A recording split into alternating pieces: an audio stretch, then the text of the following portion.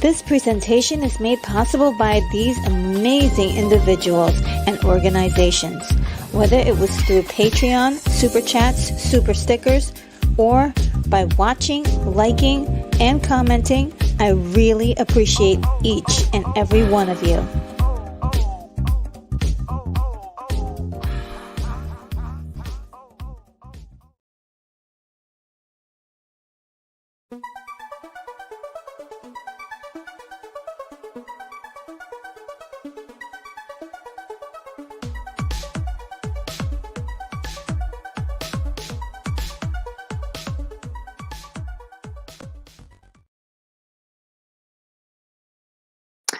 Hello guys, how are you? I hope you can hear me. Let me know if you can hear me. Anyway, just to get things started, welcome to the show. I am Retro Nerd Girl, broadcasting live here from the International Science Fiction Space Station on this beautiful Wednesday morning, and I hope you guys are in good spirits because I'm feeling really good. I'm feeling really good today. I can't wait to talk about Loki episode 1. I mean, I'm sorry, episode 6. Sorry, 5. Episode 5. It was so good. Okay, before I get into it, I just wanted to handle a little bit of business this morning. Let me see. Oh yeah, Keith E says that he can hear me. Yes. Awesome, awesome, awesome. And punch man Tolkien fan is here and says, yes, we can hear you. Okay, great, great. William Blake Hall says, loud and clear, hailing frequencies, RNG, the ISFSS is looking fine. Wonderful, wonderful, wonderful. I am super, super stoked about that. Thank you so much, everyone. Yes, I am excited about today's show. Some really interesting stuff in the news today as well. And before we get started, I just wanted to start off with just giving you guys a heads up for some things that's changing on the channel. And let me see how many people. Yeah, and definitely this is for my mods and just for the other people. First of all, my mods, I want to thank you guys so much for everything, all the work that you guys do, and just helping to welcome a lot of people, and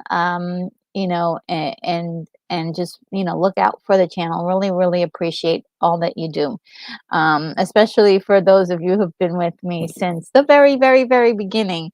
Definitely appreciate you so much. And also, one of the new policies I'm taking on in moving forward is a no tolerance policy for anyone who is disrupting the chat.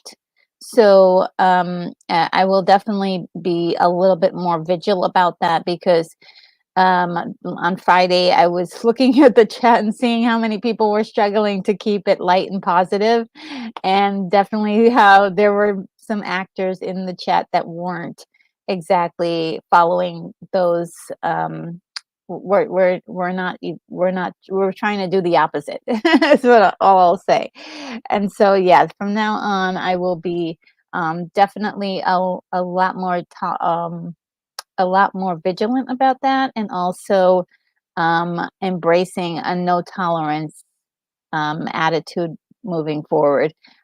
Maybe you get one timeout to as a warning, and then after several warnings, what can you do? So I think I think I have to be a lot tougher, and of course I'm gonna look like a bad lady or a mean person, but I'm gonna have to do that if I want to protect the chat from being put in a mood I don't think that they want to be in. So I hope you guys will bear with me as I deal with probably some rocky situations.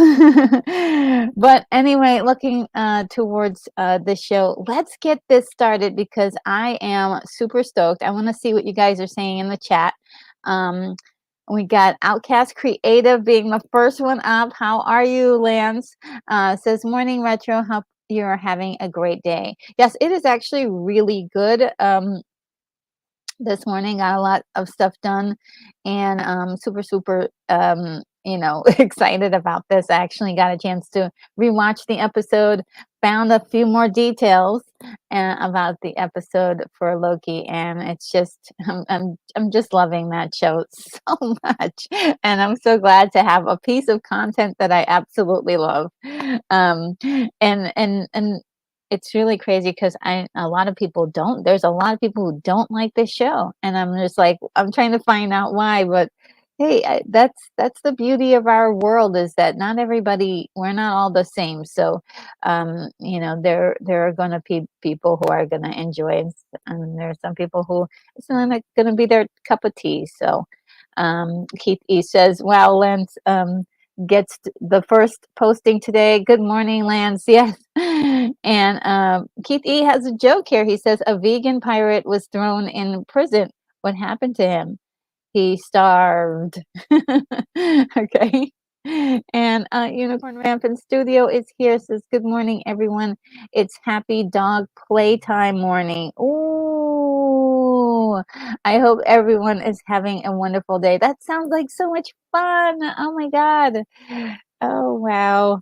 I wish I could be there for all those, like, dog kisses and it sounds so nice. And Unicorn Rampant Studio says, Lance, you were hilarious with your fake chat acknowledgement exclamation point. Yeah, yeah, some people thought it was funny and some people didn't. But I thought it was a good try. But I don't want to we'll talk more about that another time. But Keith E says, I wish I had a dog. It would come it would it would make things so much better. Enjoy the playtime. Yes. I don't know, they're just so sweet and they just make everything so much just enhance your mood and make you so happy. I don't know. And Unicorn says it's true, Keith.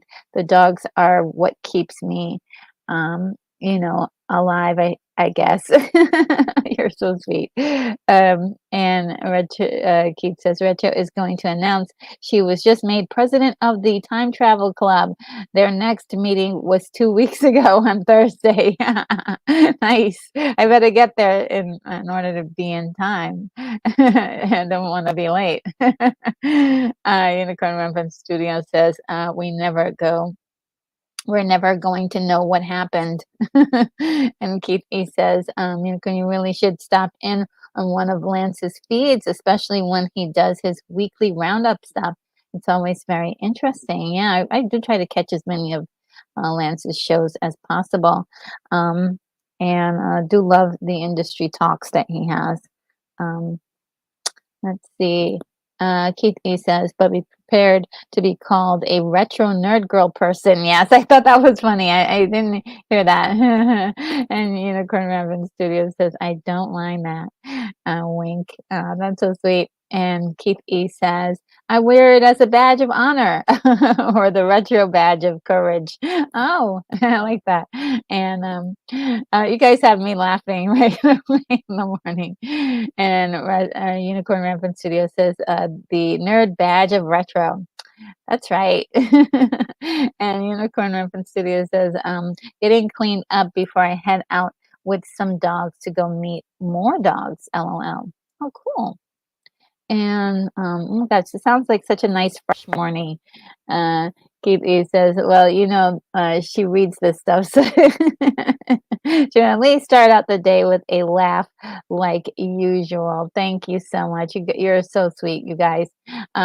Keith E says, "So you would say you're going to the dog?" Another joke. um, and let's see. Um, of course, I got some emojis here. This is wonderful. And now One Punch is here. Says morning, everyone. Person, and there's some turquoise wavy waves for me. Thank you so much. This is my first time seeing you in one of the lives. So welcome, welcome, welcome. One Punch Man token fan. And says, I like that, Keith E. And William Blake Hall is here and says, surprise, I actually have to get, I have to, my eyes are not as great this morning. I'm trying to focus here. Surprise, I actually get to have Wednesday all to myself. I don't watch any TV. Has anyone been following this? You mean the show? I have been following. I don't know. Yeah, I've been following the show, but I'll try to make it as easy to catch up as possible. And Keithy says I can hear. Okay, yes, you guys are telling me you can hear me. And let's see. And Unicorn says it was a funky chat for sure. Yeah, it was really funky. Oh look, the weekly wrap up is here. Says, hey there, retro nerd girl. Oh, so good to see you. Yes, I will. Tomorrow I have to work because I have like a lot of responsibility tomorrow to do some things at work, and so I won't be getting home until late. Oh no. I will try to finish early, but of course when I do my watch, if you're probably gonna be done by then, like the last time, but yeah, great show. And just to let you guys know, when I watch Loki, I like to sometimes have it with um, um, I usually like to do it like a watch along with another program that's already going along. So I watch the weekly wrap up. I try to get them live, but because they started to switch the times, which I like the fact that they switched the times to more like a more decent time where you can actually see the show. But now that it's happening on Thursdays, it's just a little awkward for me because that's a busy day for me. So, but yeah, weekly wrap up has a wonderful like watch party kind of event that happens. Like it's a pre-show where he talks about what to expect in the next episode, and talks a little bit about the last episode, and then um, we watch it together. It's a lot of fun. It's a lot of fun, and he's a wonderful host. So if you ever get a chance, you really want to see experience something like that, or even just watch the show, even if you're not. It's just highly entertaining, and he has great background music. It's incredible. I love your background music. And William Blake Hall says, "Yeah, we are not a grievances forum." Thank you. I'm so glad somebody said that out loud, because it's time for us to have fun. This is our time. And Unicorn, you're so sweet. It's your show. Thank you. Thank you. Um, yeah, I'd like to. I mean, I hope I don't seem really mean or anything, but I am going to have to be tougher when it comes to stuff like that. So it's not fair that everybody should be experienced. You guys come here for fun. So let's do that. And William Blake Hall is saying hi to everybody. Let's see. Let's see. Oh, look, Danny Staten is here. Hello, Danny Staten. How are you? The weekly wrap up says, yes, the Berg has been super nice over the last few days. Lovely fall days. Oh, that sounds really awesome.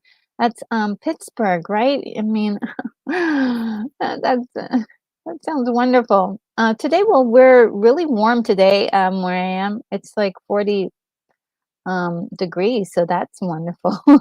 As long as it's not 20 and it's not snowing, we're good. And what else is here?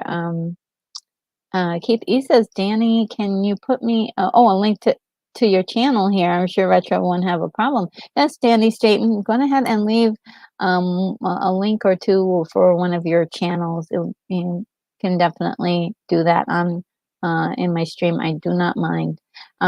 And the Dapper Dan is here. Hello, Dapper Dan. Really great to see you. Thank you for hanging out with us today. And unicorn sounds like inventory. All right. Okay. So now we're to the part of the show which I'm like doing like this. Super, super stoked about sharing my thoughts with you guys about Loki. It's been like 6 days and I'm freaking out. Like, when am I going to get a chance to talk about Loki? There are very few shows that are getting into it, but I know like some of the bigger channels like Screen Rant are like covering this big time. Like who else is doing it? Awesome.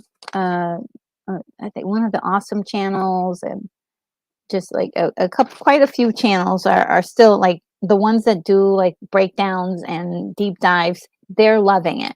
They're all like getting into it because there's a lot of stuff there a lot of fun stuff in the show. So they're really doing very well. But I think for like some of the mainstream people, they're not talking about it as much, and it's kind of sad. But and it may be because of Ahsoka, and maybe just like a string of TV shows from Disney Plus that they're just not happy with, because we had Secret Invasion, and then we had Ahsoka, and that might be why people aren't really tuning in as much, which is really kind of sad, kind of sad. So let's see. I do have a list of things on here that I wanted to just briefly talk about. I think the first thing I really want to talk about is okay. So the episode. I think maybe if I just go through everything bit by bit. Um, the last part of the last episode is where we start off. Okay, okay, which is quite uh, perfect, right? We don't want it to start somewhere else. So the loom, I didn't want to show the image again, but Victor Timely tries to help the TVA by going out onto the runway that's leading to the loom, the time loom, and the time loom. There's too much temporal radiation out there, so he gets disintegrated right away. He spaghettifies. We talked about the spaghettification process, which happens anytime you're really close to a temporal radiation.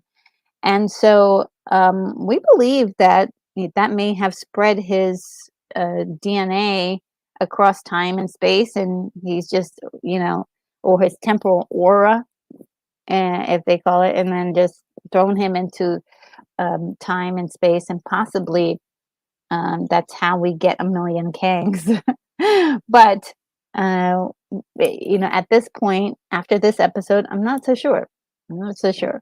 So that happens, but it doesn't fix the time loom. The time loom goes insane, bonkers. So a lot of people were theorizing that him going out there also may be the fact that, or the reason why the time loom goes crazy, because when he spreads all over the time line, perhaps he creates more branches just by doing that. So that was quite interesting to me, like the trying to figure out what was going on in that moment. So anyway, this essentially destroys the TVA in a way. You have to excuse me, guys. My allergies are insane. But yeah, they are going cuckoo today. So yeah, the this goes pretty haywire, and everything goes to white. But when and this was the last shot of the last episode 4. And when he comes to, he's still at the TVA, and it's empty. And so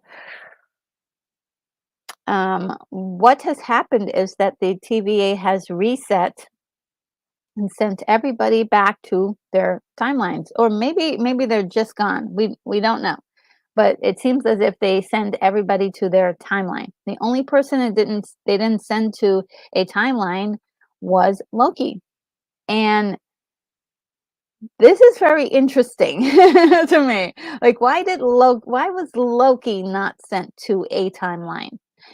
And I think the episode answers that in a way, because each of them goes back to their former life, except for Sylvie. Sylvie goes to the life that she chose on the timeline.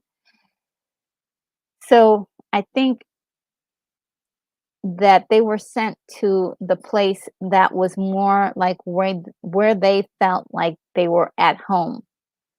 And through some of the events that happened in the story in this episode, I think Loki still remains at the TVA because this is a special place for him, where he feels like he's actually found a home and people to be around and friends and so on and so forth. So there's something going on with Loki and the TVA, and the reason why he's the one the only one left at the TVA after this reset. Okay. Let's see. The Outcast is here. Says hello. What did I miss? Not much. We just started. We just said greetings, and now we're getting into it. And says sorry, still not seeing Loki yet. Well, hopefully you'll catch it.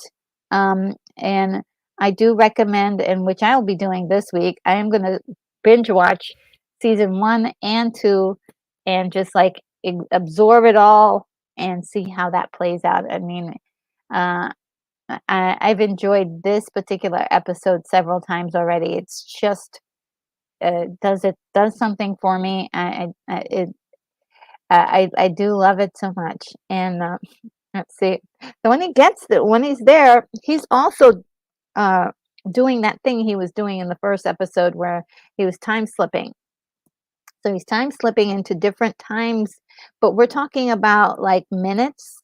He's not slipping into time um, necessarily like far, far into the future, far, far into the past in the TVA, which is not supposed to have any time at all. You're not supposed to adhere to any time limits, but somehow he's doing it. He's moving around in time. He's not just moving around in time, but he's also moving around in space because he'll slip into another room and slip into a different place. And they show that to you at the very beginning of this episode, which in episode 1 of this series, he was only slipping into time. So now he's slipping into space and time. So every time it seems like his power set is growing and growing. And even at this time, we're not really looking at it as a power.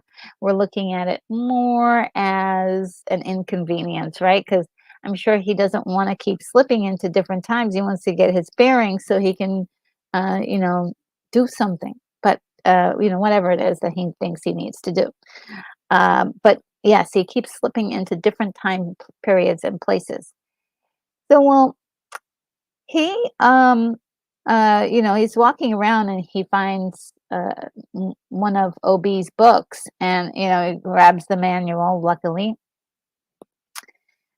he might think it's important at some point, and then he just uh, it's the cornerstone, really the cornerstone to learning about the TVA and the technology there. So it was a very good thing that he picked one of those up. Oh, hey, Daryl Johnson, great to see you. Great to see you, Daryl. Um, Thanks for joining us this morning. Um, let's see. And oh, you have okay, Daryl, you haven't seen it yet. Oh, okay, so sorry. Yeah, sorry. And I wish more people were able to see it, but I know that it's really tough to see new stuff that's coming out. But yeah, um, I hope I can. I'm not sure if I'll be able to explain everything, but I'll try. And So like this, grabbing one of these books is really going to help him for his journey later, which is like one of the smartest things he did. So what is happening is that the TVA is starting to disintegrate right in front of Loki. I mean, it's really incredible. And we've got Miss Minutes in a very primitive form. And she says that the TVA code 1229 is a fail-safe mode, which is something that they use to dismiss the Minutemen and allow them to go back to their timeline or whichever timelines they want to go to. So I guess we can imagine that X5 it has gone to the timeline he really wants to go to, where he's a superstar. And let's see. Yeah, so this is the effect. It looks really, I'll just say this, it looks really, really cool. Some people have compared this to the dusting in Infinity War. And I think this is, it does look similar. I guess when you think of like people falling apart into parts and disintegrating, but this is actually much different, and I actually applaud this use of this kind of CGI effect. That's really unique and cool. I do think it's really visually stunning. Now, the thing that I would say, there's also a sound effect that goes with this. Nobody seems to be talking about this, but it almost sounds like water, like water moving around. So it's very interesting how they equate this breakdown of time and space, like the sound of like water. It's really really gets to me. I'm like, wow, this is so cool. Um, and so he is time slips. The first time slip he gets is the one right in front of more Mobius's timeline. Uh, and I think he his relationship with Mobius is very unique because he says it a little bit later on today. I'm sorry, little bit later on into the episode that Mobius has helped him see a part of himself he never knew was there. And their relationship is so tight, and I really like that. I know there's some people are trying to say that it's romantic or whatever. These guys are just friends, okay? They're just friends. It's fine. We don't have to pair everybody up. And then somebody else was saying that, oh, it's like a father-son relationship. I'm like, no, I think that they're just friends. They get each other, and this particular episode shows me exactly why, because there is there's a scene where let's see, I'm gonna get if I can, I'm gonna fast forward a little bit. We get to see Mobius on his jet ski finally. This is something that people were asking for back in episode 1, and look, the writers figured it out and they actually put it in the show. I have to give them full round of applause for that, because that is absolutely incredible. I do think that it is um it is fulfilling to see this, because he had been talking about it all through both the seasons, and it's just nice to see that he finally got his moment. And we got his moment visually as well. Oh, look, hey, cool gamer, great to see you.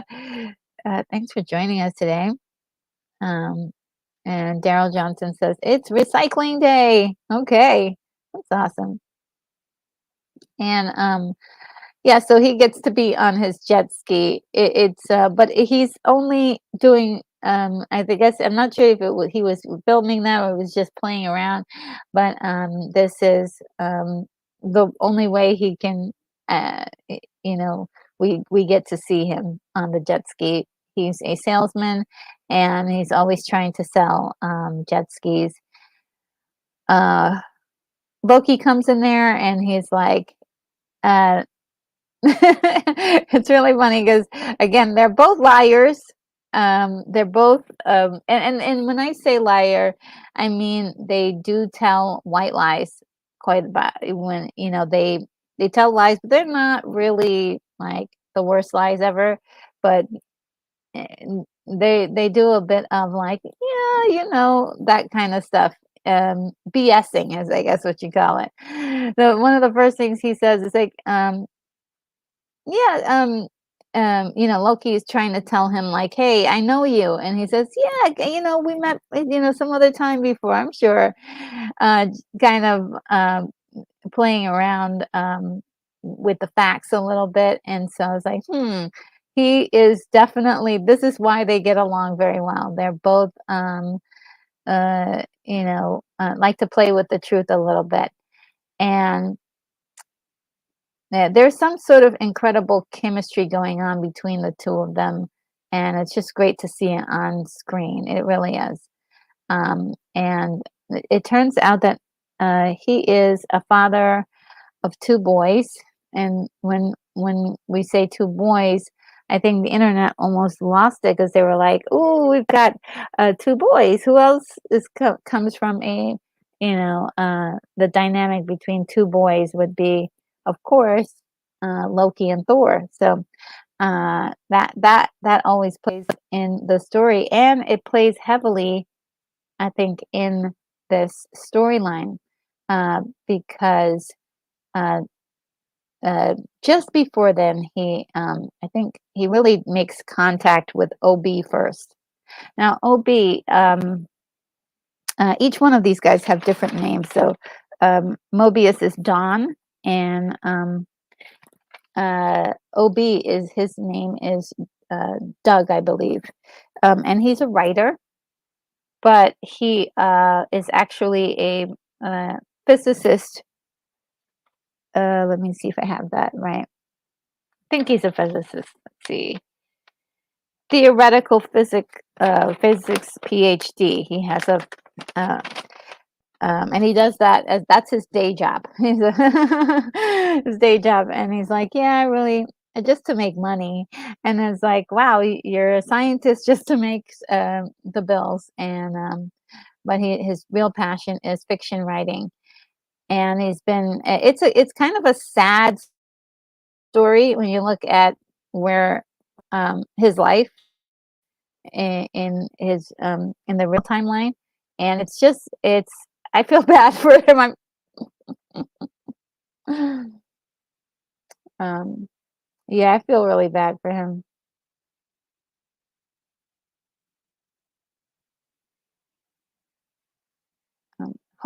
Guys, hold on 1 second.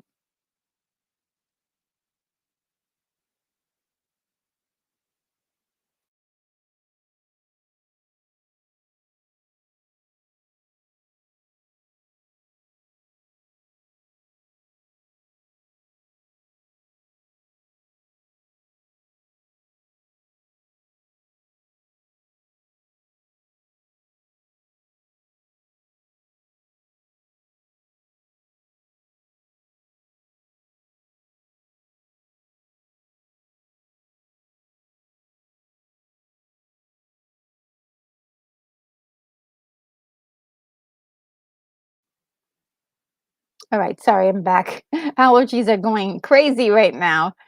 Okay, so yeah, it's pretty sad, but he's doing the best he can. This is his book here, and this book is let's see if I can see. It's called the Sons of Yoram, and on the cover is two goats, one little one and one big one, and one with big horns. Now, this could be referring to Loki and Thor, but when I see the two horns, I think of Loki and Sylvie. So it's just kind of a strange, like, interesting thing because Loki's crown is usually of horns. So uh, he says when they meet, "Oh, this is really cool. This is one of my creations, one of my characters coming to life." And I was like, "Oh, tell us more. Tell us more about this character." But we didn't have time to go into that, but that's what he thinks initially um, that Loki was his one of his characters that came to life, but it's not true. Kingdom of Nerds is here. Hello, Kingdom of Nerds. Um, yeah, so it's really kind of interesting the conversation between OB. OB is like, yeah, he believes him almost immediately. He's down, and he doesn't have any qualms or free. He doesn't freak out or anything, and he's already like uh ready to help, if you will. And he has a lot of interesting things to say about what is going on with the time slipping. So they're trying to figure out ways to control it. And Loki's not still not able to control this time slipping. It just sort of happens at will. But before they leave from their first meeting, Loki manages to give OB the manual. And of course, that is like that's something else. So when he gives him the manual, he's able to come up with a temp pad really on the fly. And so, and when I say on the fly, that's 19 months, which he lost his family, he lost his wife, and he lost his job. But he was working on this project, and managed to, really give a leg up to all of this by creating a temp pad that um, comes in handy a little bit later. Okay, so let's keep going. So we get to yes. So here's OB with the temp pad creating, allowing them to actually travel through time from his branch timeline to OB to Mobius's timeline. Now, the reason why um, oh, I'm sorry, I forgot to say that all of the timelines that the TVAs come from are branched timelines. So they're not the main timeline, and that has something to play into it a little bit later. So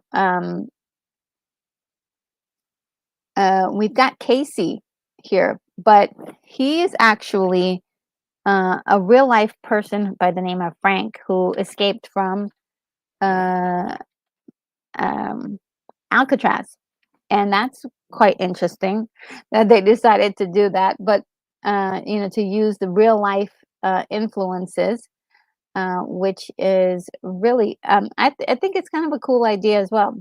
Now here's Loki showing up saying, hey, in many ways, come with me if you want to live, or come with me if you want to save the universe because it's in trouble. And it's a like kind of an interesting dynamic. Casey as this convict, he really is a person who likes to steal. Or was even contemplating and talking about, can you use that temp pad to put me inside of a bank? It's like, wow, and it's inside of a bank vault. It's like, that's pretty. That's what you do with your time. If you got a time machine, you do that. Okay. So he really is not the person that we're used to seeing on screen. He's as Casey, he is mild mannered, follows the rules, and a pretty good worker. But if you remember at the beginning, all the way at the beginning of season one, he was the one in charge of holding on to all of the trinkets, like the Tesseract and all these like things that at that time he called paperweights. So it was very interesting to see the difference, and I love that the show uh, s- dabbles a little bit, doesn't get too deep into it, because if you don't know these characters, it's fine. But they have referenced real life people, real life people that are kind of in the show, to see how they play throughout time, and it's very interesting. I thought that was kind of a brilliant little thing. Then we have B15, who is actually a doctor. She's a pediatrician, and she is very, very caring. And that explains why, when she discovers what she's doing is, um, you know, is killing off entire universes of people, she really gets emotionally uh, attached to all of this, because she wants to save lives. So this is playing into her character. Love it. They don't spend a whole lot of time with this. They don't spend a whole lot of time with this. But it's enough to give us a nice little uh, understanding of her character at the core of it. And so now they've got the band back together, but the only person that he hasn't had the courage to go to yet is Sylvie. um, Actually, she was person that he, the first person that he um, time slipped into after the TVA got destroyed. But it was for a brief second. It was for a brief second, and Sylvie, when he sees Sylvie, um, we get a hint that her universe is starting to disintegrate because she puts a bag of food on her truck and then it just goes away. But she had her back turned to it, so she didn't recognize it. Nobody did. And so she takes him to a bar and she's like, they're having a very, very good conversation. Now, I've heard people say a lot of this is all filler, and I'll talk about that. But in this particular case, she is really trying to let him know, like, hey, leave it alone.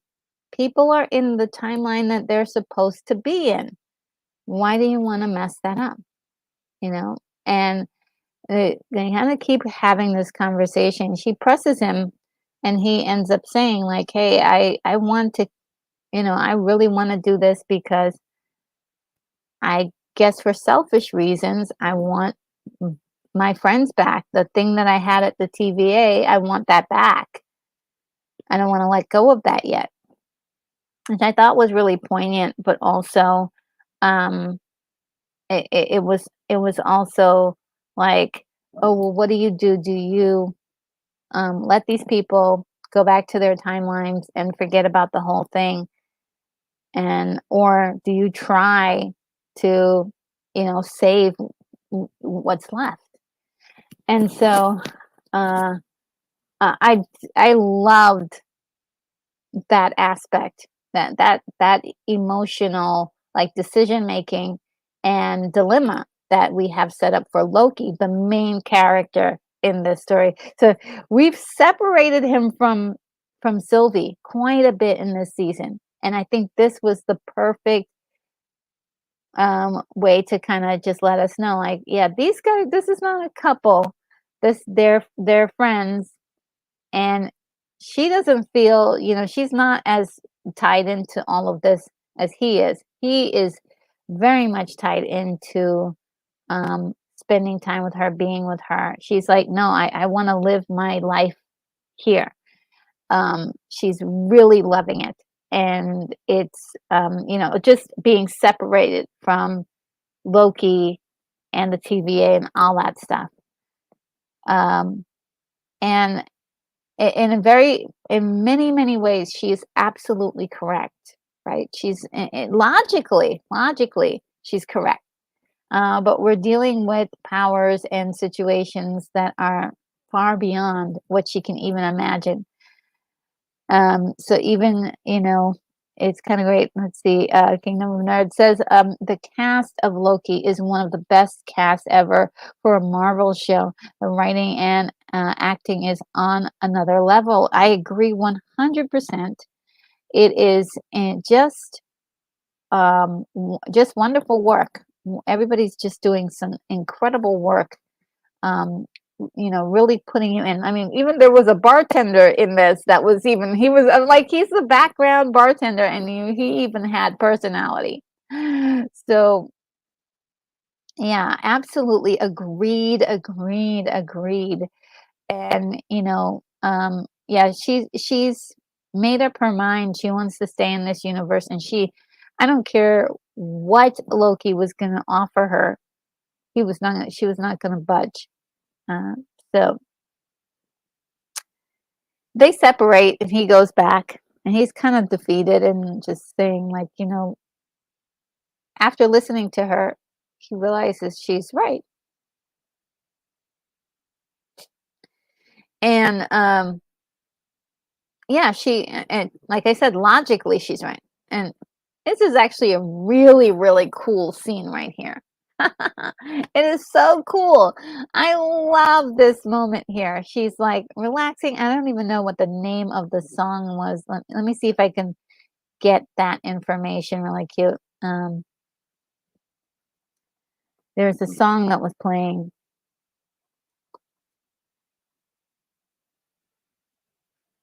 See if I can find it.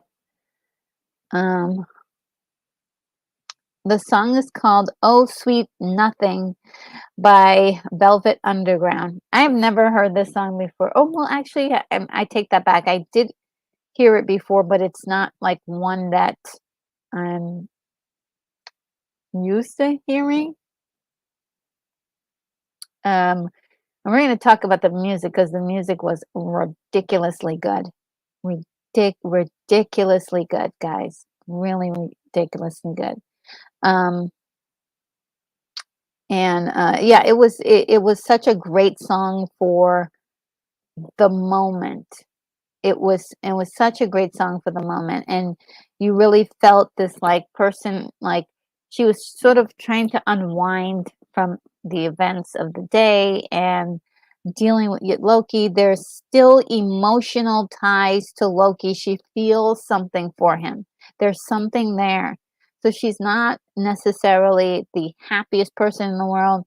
She's alone in this unique branch timeline that she's found, but she's not truly happy. She's just going through the motions because she wants to figure out what life really is, and she has to go through this, and everybody does, I think, has to go through their own, like, trying to figure out what life is, right? And so and this is a journey she wants to go on, but unfortunately the universe has other plans because her branch timeline starts falling apart, and you can see the guy in the shop, then the record shop that she's in is watching the entire world start to fall apart, literally shred into spaghetti strands and just disintegrate.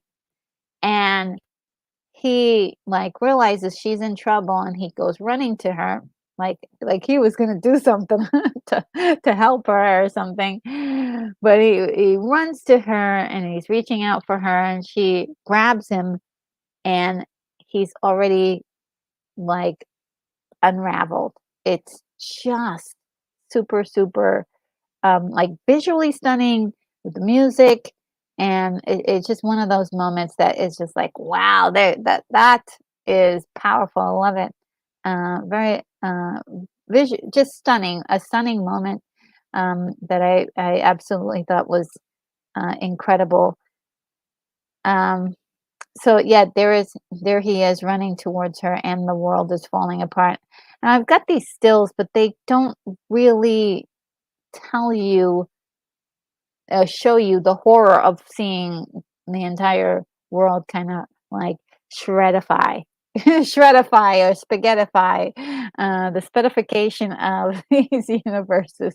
Now, this picture really tells you everything you need to know about this moment of Sylvie realizing her world is falling apart. It is dying, and she has made the wrong choice. And I've heard some criticism to this. Some people were like, "Oh, it would have been nice if Sylvie had made the choice on her own to, finally go join up with the band again." But that, I think, is uncharacteristic. Oh gosh, what am I saying? That's not a characteristic of Sylvie. Okay, that's not a characteristic of the character. She is prideful. She is angry at what happened to her. She was taken from her world when she was a child, and that world was destroyed, pruned by the TVA. So she has nowhere to go to.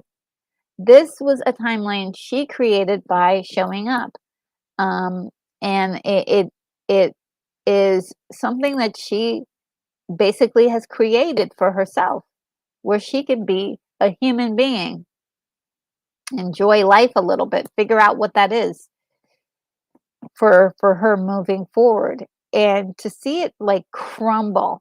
Like, look, if you look at her face, she is so startled, and it just kind of breaks your heart because you wanted the better for her after all that she's been through. So, again, they don't spend a lot of time on this, but it's all done in this wonderful little sequence, and she ends up, it's again, visually stunning. And she walks through. She creates a portal and heads over to where the band is hanging out.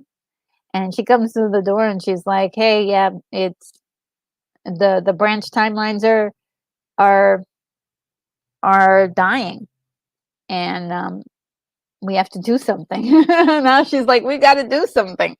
Finally, she's on board. And it's really kind of interesting because this is the first time we actually see her vulnerable in all of the seasons. She's finally vulnerable, and she's looking to Loki for the answers because he seemed to be on the right track at least. So uh, eh, this was the like super surprising part. The whole world, everybody's starting to fall apart. Um, and everything is falling apart. But then Sylvie falls apart. She is a god. So this is kind of I was like, wait a minute, she's falling apart too? She disintegrates? And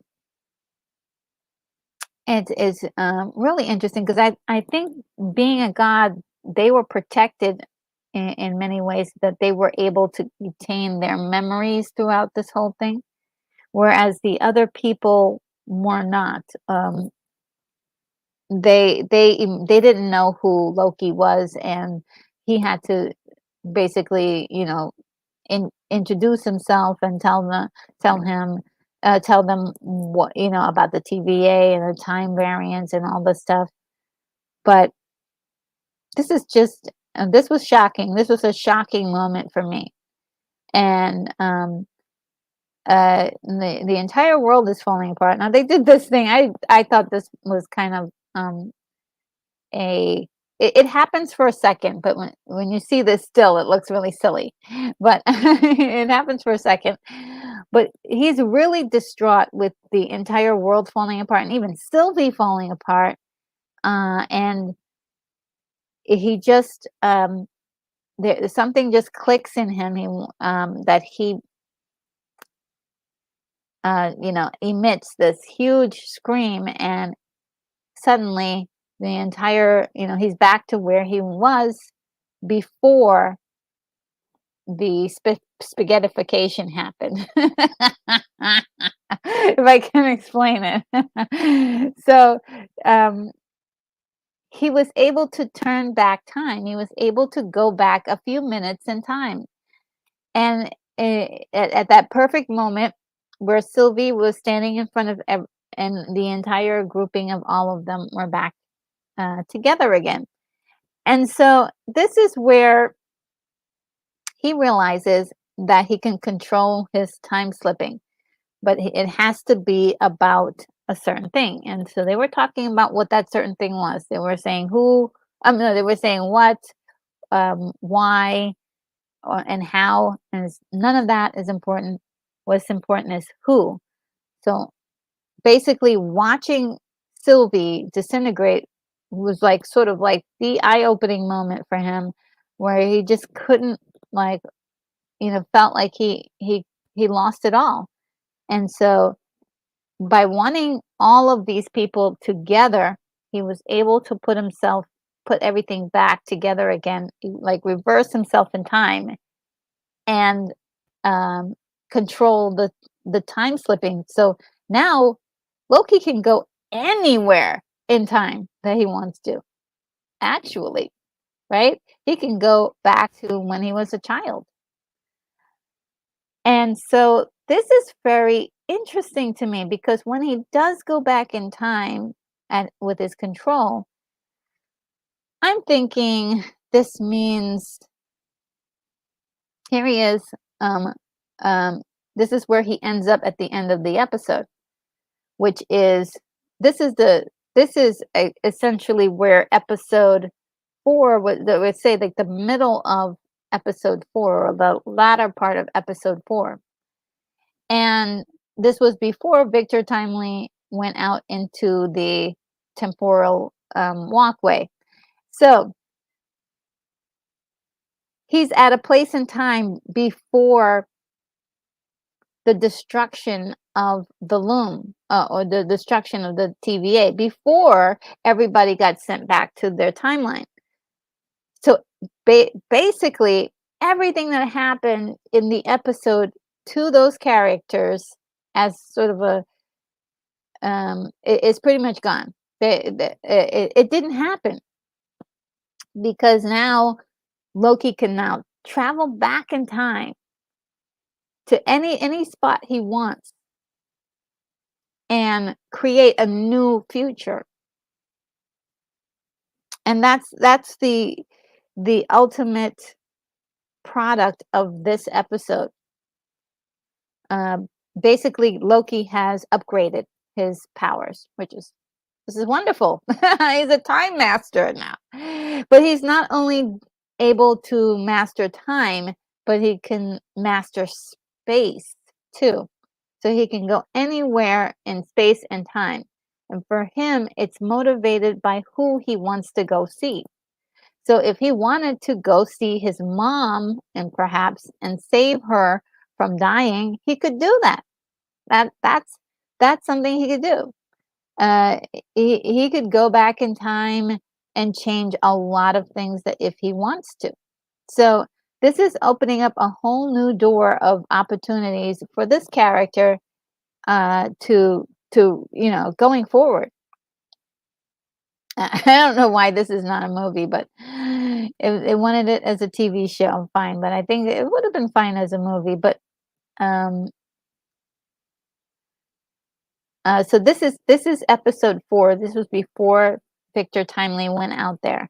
So I think we're gonna experience this over and over and over again in the next episode, and I'll show you a couple of clips or a couple of screen grabs from the trailers that they released. See if I got this. Yeah, we're still wondering if Loki time slipping and all this stuff has anything to do with He Who Remains' plan. Now, he had a plan, but was this time slipping Loki a part of that plan? So we're trying to figure that out. That I think that might be the slight change he didn't know about, or maybe he was planning or hoping that this would happen to create an outcome. So, did he pave the way for this? Is my question. Like, did he pave the way for this to happen?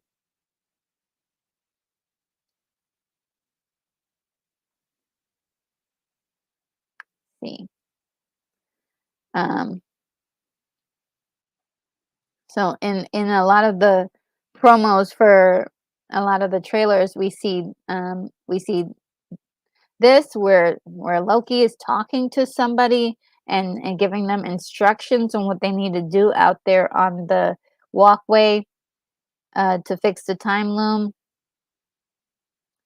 And I think we had this shot of Victor Timely meeting his demise, but then there are other shots that are in the trailers of different vantage points. So this may be something that keeps happening over and over.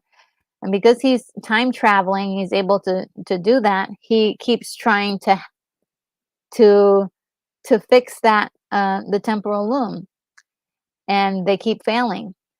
But also we've got Loki, a picture of Loki actually going out there into the on the walkway, and he's not wearing a suit, and he's not disintegrating. So I'm trying to figure out, okay, what's happening here? What is going on? This is going to be interesting to find out how this is happening or how this is occurring and what that means for Loki. And we have Sylvie.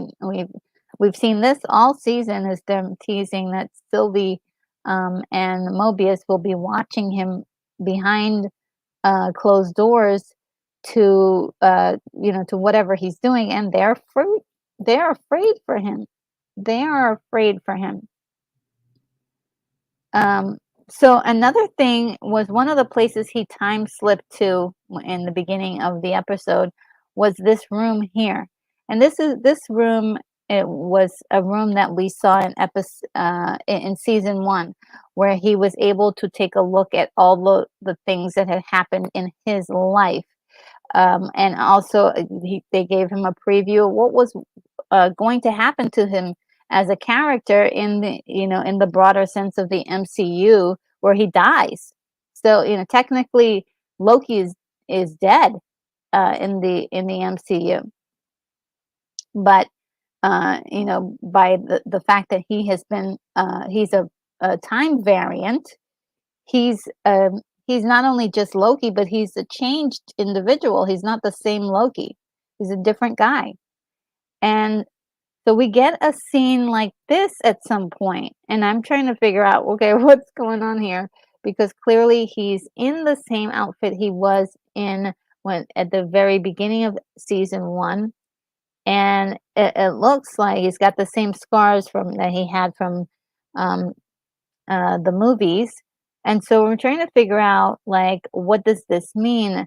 And there's a scene of, everything kind of spaghettifying. So what is happening here is the incredible questions that we have to answer. Let's see. And there's still the question of Ravonna, like, what's going to happen to her? She was sent into the void, but we didn't get even a small clip of anything this week, so that's a curiosity. Right now her storyline for me is the weakest of all the characters. There's a lot of potential for something really juicy, and I hope that they come through with something fabulous this week for this upcoming episode, the last episode, the finale. And will we get that scene? There's here's Aliyah, and I wonder if she is going to face off with Aliyah, if Aliyah is just going to eat her, or if she is going to be able to control Aliyah. That will be interesting to see, and I hope they don't leave it as um, a cliffhanger. That would be very upsetting if they did something like that. We never did get an answer for this whole relationship thing here between these two. It still boggles my mind. So they need to really fill in the blanks there. That's my only question. And I hope we see little Miss Minutes again, and I hope that somebody gives her like somebody helps her out there, because she is she's a little bit, um I hope she gets some good programming is what I'm saying, because her last configuration she was really a little too much. But the other piece of it is that, like, all the events, I know some people were saying, oh, by Loki giving OB the time variance book, does that mean that Loki started the TVA? And is this the origins of the TVA? And I say no, because all of the events that happen with all of the characters except for Loki are totally gone in time, because he went back into he's back in time and he can fix it all. So that never happened. So that is basically Loki episode 5, season 2. I loved it. It was really great. And one of the things I loved the most was the at the very end of the episode, we get this incredible closing music done by Natalie Holt. Is that the lady? Yes, Natalie Holt. My gosh, I love this music. I have a link to it on YouTube that you could listen. It's really good. Um, I actually jumped up and started doing interpretive dance to this like twice. like so weird. Um, let's see.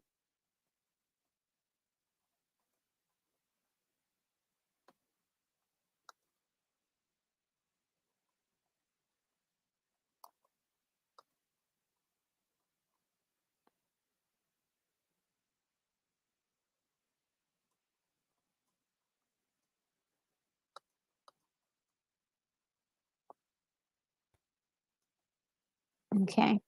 Yeah, this is for you guys if you want to hear it. It's really wonderful. Um, and I was can you believe like I just jumped up and started doing interpretive dance. It's just so wild. Also, I would like to know what happens to Victor Timely and how he plays in all this.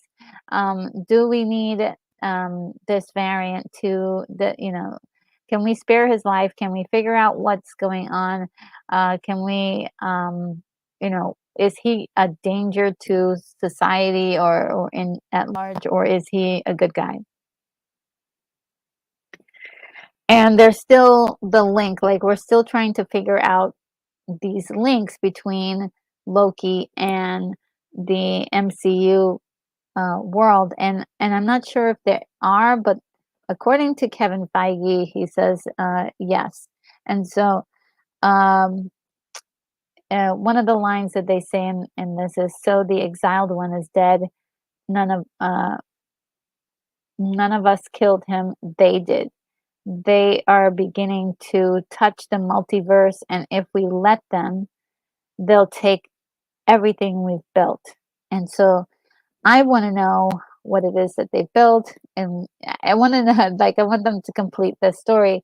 There were some rumors this week about the MCU starting over and finding a different villain other than Kang. And I think the thing to really remember about Thanos, who was the big bad of last, of the first real like Avengers movies, is that he really was sort of a character that showed up in a lot of end credits. He wasn't like a juicy part of every single uh, movie.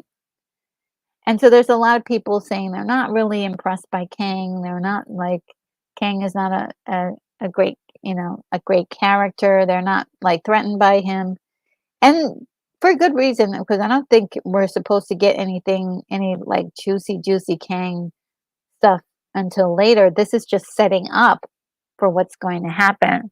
Uh, and not that I'm a big fan of the MCU or a big fan of this kind of stuff, but I think when we're dealing with multiple movies, we shouldn't always have, um, we don't need to have the character be threatening and so much in the beginning. We really discovered that Thanos was a huge problem, when he showed up in Infinity War and really proved like, hey, I'm a big baddie, and it was wonderful. And I think with Kang, being that there's so many different versions of him, like any one version that we meet now that's even remotely like interesting or threatening could we don't need to go with that Kang. We can have somebody else. We can have a different Kang. And that's the beauty of having that kind of a character that is repeated throughout the story as different individuals. As well, with Kang, you know, this story needs massaging because it is complicated and big. Um, so I I don't think that getting rid of the character is definitely necessary, but they could if they wanted to. And we've talked about Doom, Doctor Doom, and a lot of people mentioned Doctor Doom as a great one. But I don't think they have a script or they don't have an idea. And I think at least with Kang, they're building something, and it's taking them a long time to get there. It really is, and whatever Avengers that are left, there just aren't the movies aren't really inspiring people to really stay invested. You know, like Thor is still around, Doctor Strange is still around. I don't think he was, if you call him an Avenger, but he was a part of the Infinity War. Um, so a lot of the people have the kind of the the band, uh, they disbanded, and so they're kind of scattered all over the place. And Ant-Man has never been like a front person for the Avengers. He was just somebody who, uh, was a smaller character, and I'm kind of surprised that people are just thinking like, "Hey, Ant-Man and is supposed to be the linchpin of this entire MCU." And no, he was always just a small character, and I didn't expect his movies to um, do a whole lot of stuff. But I think at this point, patience, we can be patient with it, or um, you know, they haven't figured out what the formula is that people want. And I think this whole, like, switching out all of the male characters and making it, like, dominantly, like, a female thing now, which is kind of weird because we've got the Marvels coming out, which is fine. Um, and I think that it may not be like a great movie, but I think there's going to be a lot of people who just want to see, um, three girls do superhero stuff. And there's supposed to be some information in there that's going to lead to more movies, but it's just kind of uh, um, uh, it's just kind of like weird because if they stop now, they have to start over from scratch, is what I'm saying. That is gonna be even harder instead of just working with what they have. Now, Jonathan Major's personal life may be a big factor here if he is, whatever happens to him professionally, they can continue with Kang and just, like, change the actor. And then that would be actually quite easy to do because all they have to do is show us like clips of like this, like this picture I have up, or any old clips of Jonathan Major, and then just change the identity right there on the spot, as if something happened in the past that changed who Kang actually ended up being. So, like, instead of Kang being this person, he's now this person. It's an easy fix. We're dealing with time travel, multiverses. Absolutely, you can change the actor who is playing the part, and but I don't think I don't know. It's a difficult place to be, and they have to wait in order to find out what to do next. And it's been like that for the last year. So, and they've had some bad luck. I think that I think they have. Um, and William Blake Hall says, yes, three girls as superheroes. That was good enough for Charlie's Angels. Yeah, I think it's gonna do well. I know that there's a group of people say that that say like, hey, it looks horrible and awful. General audiences don't care about that stuff. They want, you know, they're gonna enjoy seeing that. I think at least the female population might, or and maybe if it's PG enough, maybe people will go to take their girls. But I'm not sure if the thing that's going to hold this movie back for sure is the story plot.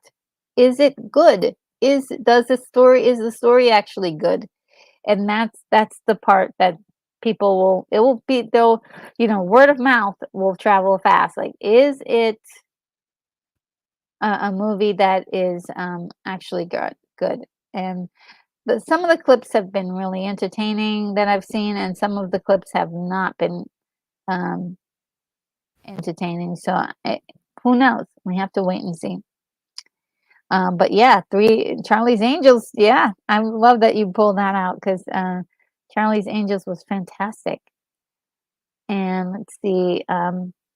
Yeah, and so I'm looking forward to this multi-dimensional war that is basically being teased and promised all over the place. So we'll see what happens.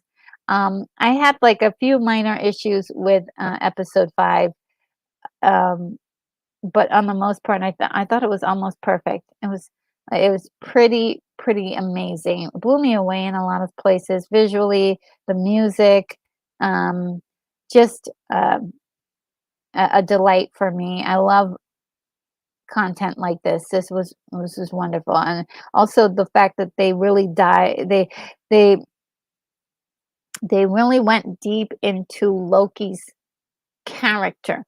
They played with it.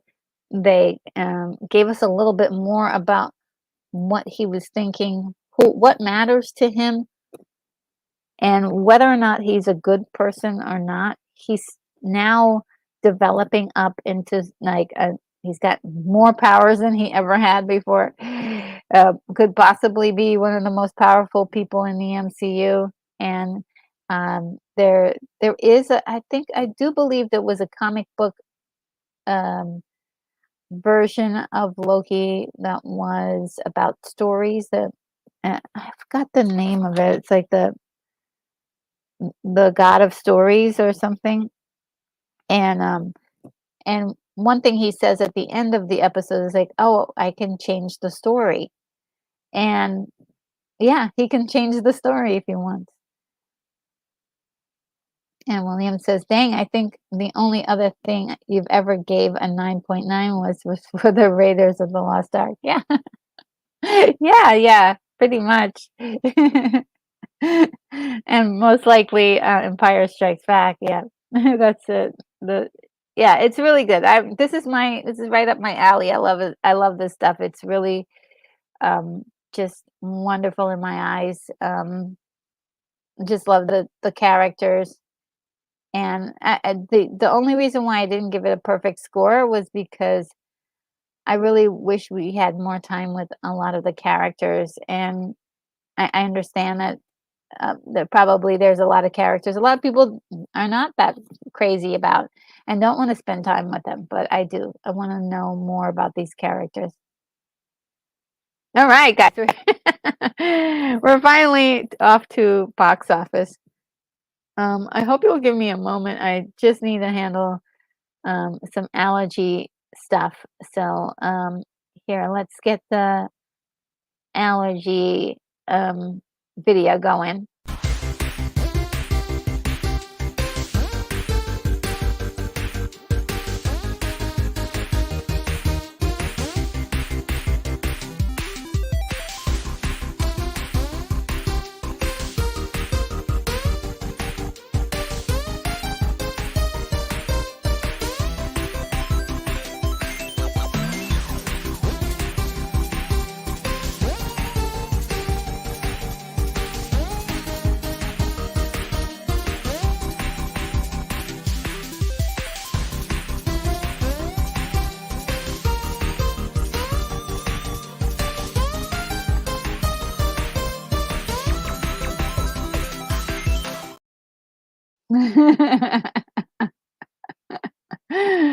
Oh man, oh man, oh man. Okay, so box office.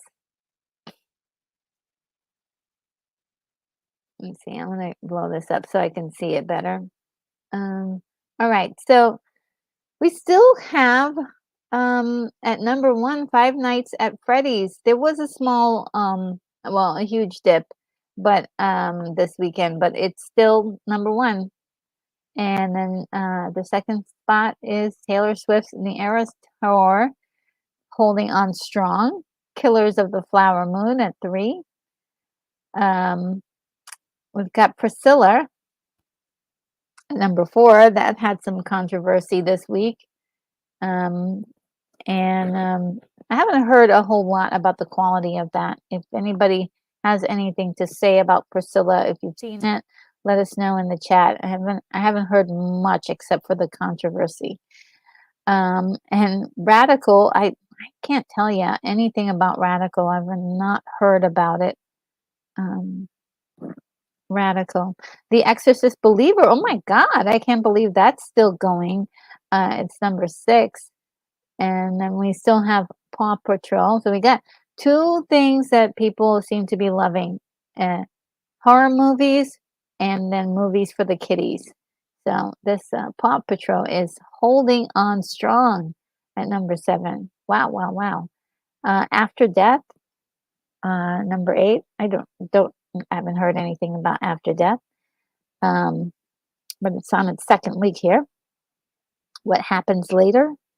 It debuted this week at number 9. Freelance. It's on its second week, and it is at number 10.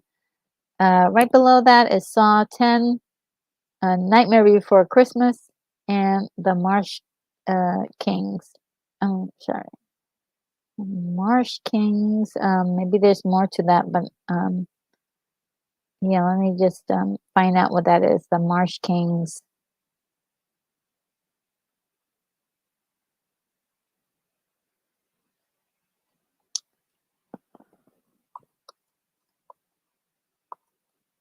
Oh, The Marsh King's Daughter. Oh, wow. I never even heard of this film.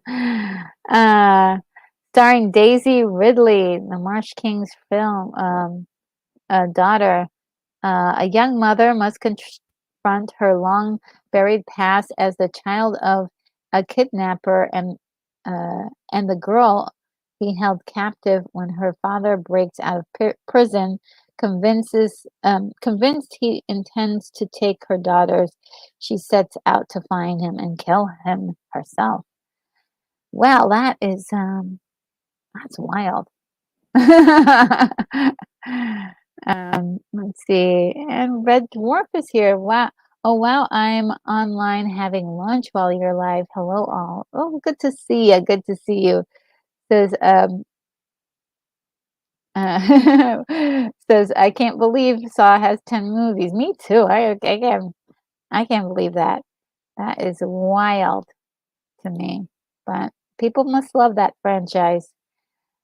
Yeah, so a lot of new movies I've never even heard any buzz for. So I think it's really quiet nowadays on in Hollywood, and the only thing that they have left to do to promote a lot of these movies is definitely the news cycles. If they can, they've been putting out like pieces. Everybody's been talking up a storm in Hollywood this week, so I do have some headlines for you guys.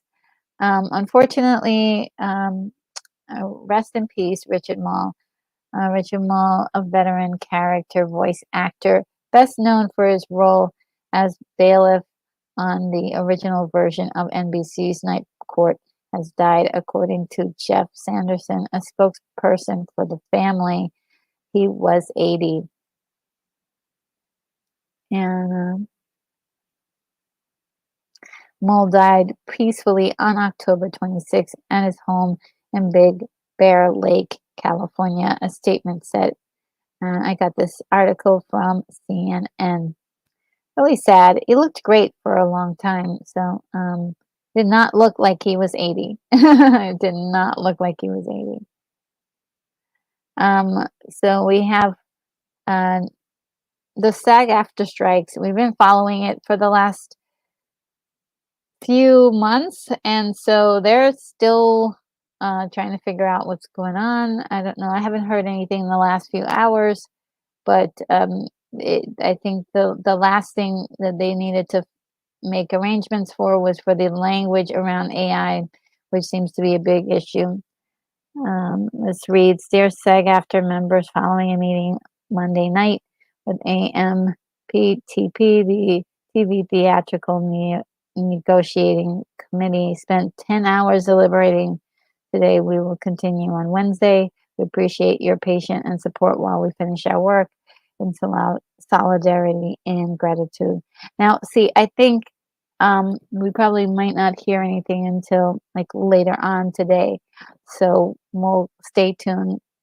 Um, it's really important that they uh, they do come to an agreement, but it's also important that they settle this AI thing because it could be threatening um, a lot of jobs, a lot of jobs, a lot more jobs than we even imagined in the first um, in the beginning. And it's this one is not about like greedy actors want more money. No, it is about companies trying to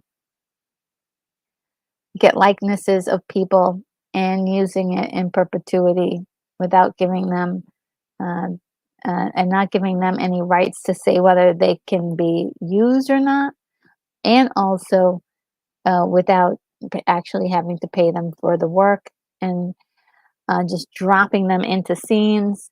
And that means that the scenes that they're dropping them into is probably going to also be virtual scenes as well.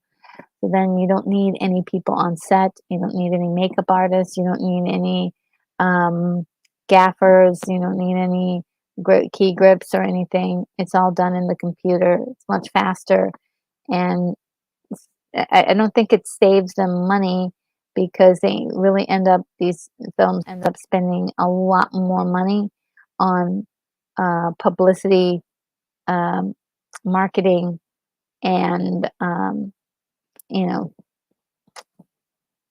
it is and pocketing the money as well. Pocketing the means that there's a bigger share for producers. And actors get the least. When you look also they never saw and may never see saw. Yeah, that's actually funny. May never see saw. Yeah, I'm not interested. I will never really see. Never make time to see that movie. Um, Even the first one or any of the other repeats. And Super Chair Destroyer is here. It says R.I.P. Richard. Yes, it's so sad. Just like such a big part of seeing him on that show. I never was like a huge fan of um, Night Court, but I do remember seeing a couple episodes, and yeah, it's really hard to uh, that happened. But he was 80, and he seems to be was a surrounded by family. And Red Dwarf says, "What do you think of the new company, Bent Key Kids Entertainment? They invested 100 million in new content and are promoting themselves as the politics-free alternative to Disney." Yeah, I mean, that sounds great. Like another company out there that wants to provide entertainment for people, by all means. I think that is exactly, we need variety. We need variety. So when you like depend on just Disney, I think at first people were really excited. They were like, they thought that when Disney acquired all of these small studios like Pixar and Lucasfilms, and Lucasfilms wasn't really that small, but when they started acquiring all of these properties, people thought that that means that meant that there would be more quality content, and we got the opposite. So now we're getting the same content over and over and over again, and not all of it is hitting, and that's an issue. Because if you've got this content, it's not working. Usually, other companies, even the small companies, they will either say like, "Okay, next movie we're spending only like a certain amount of millions of dollars on it, and we're not going to blow the entire bank load on this movie." Like the Marvels has no business being what 200 million plus. I think it's almost like $2.5 million. Yeah, uh, let me get the exact amount because it's very startling. Um,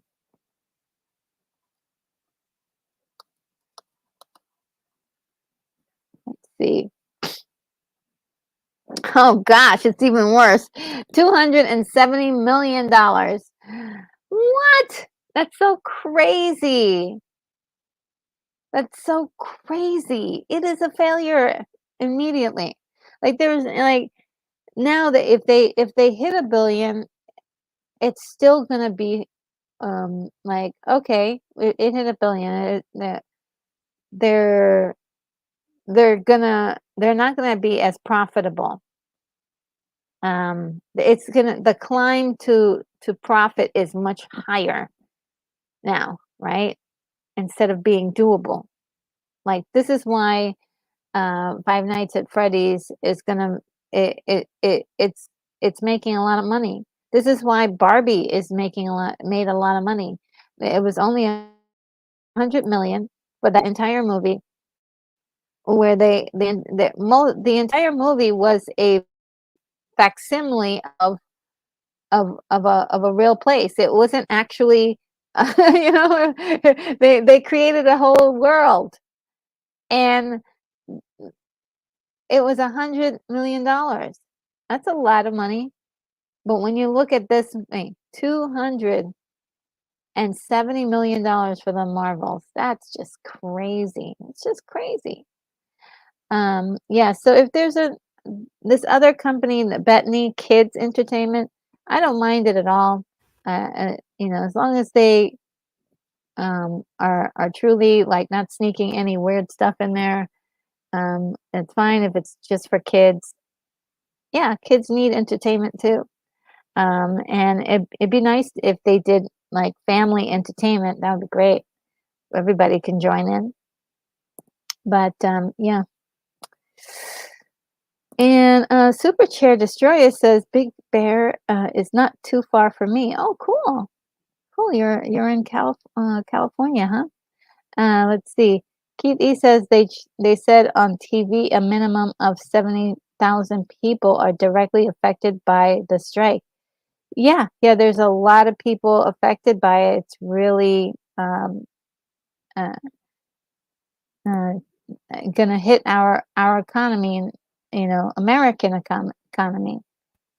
So we really want this thing to be back in business, and then we want them to do it right.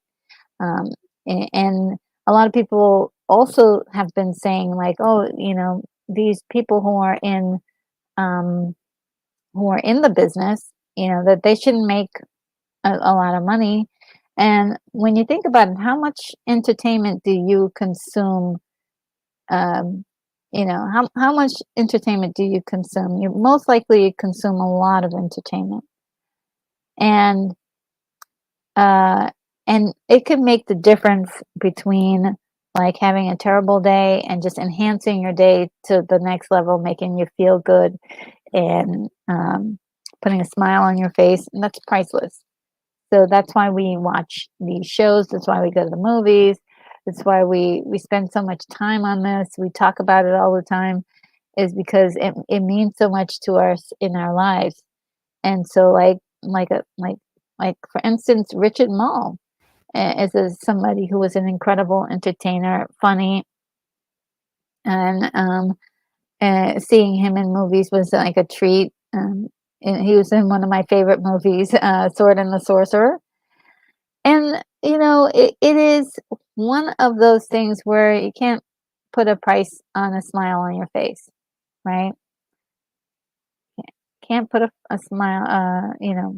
You want them to like be able to create the art that we see, and they can't do that when they're struggling, um, you know, to pay their bills. And so yeah, and that's the reason why. But also too, it's not them. The studios are pocketing the most of the money, and they should be sharing it a little bit more, if anything.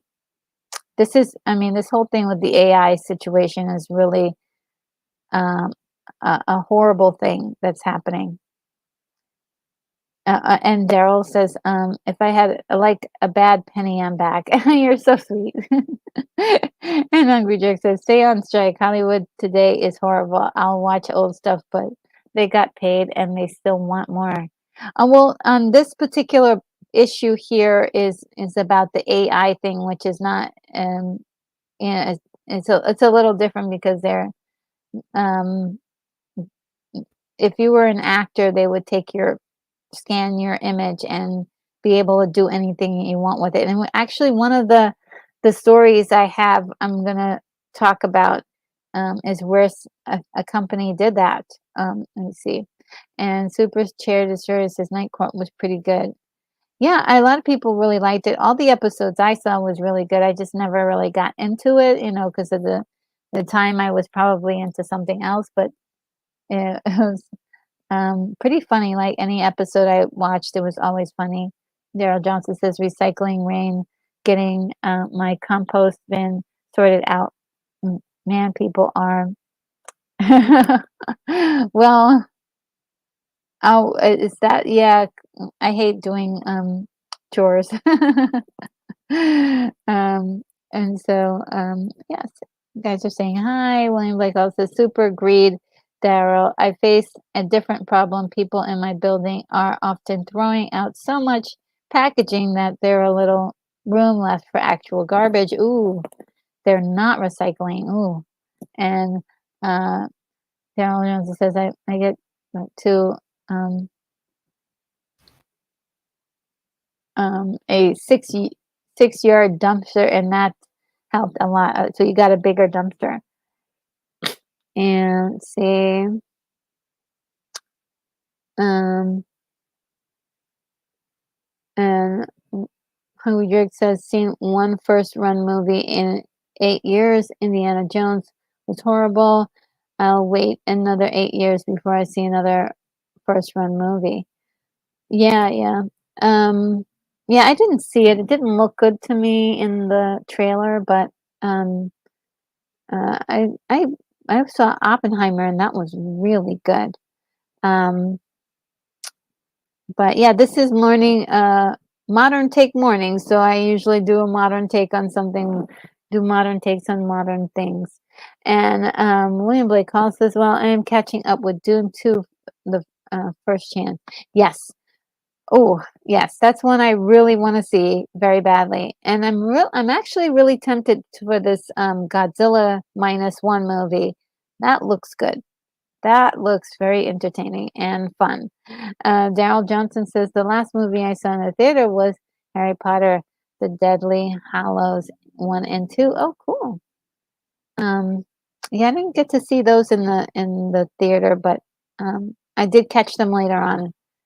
Uh, did catch them later on. And so the next topic is about the AI situation. Nicolas Cage said, I got into acting because I was moved by film performance more than any other art form. I didn't get into movies to become a meme.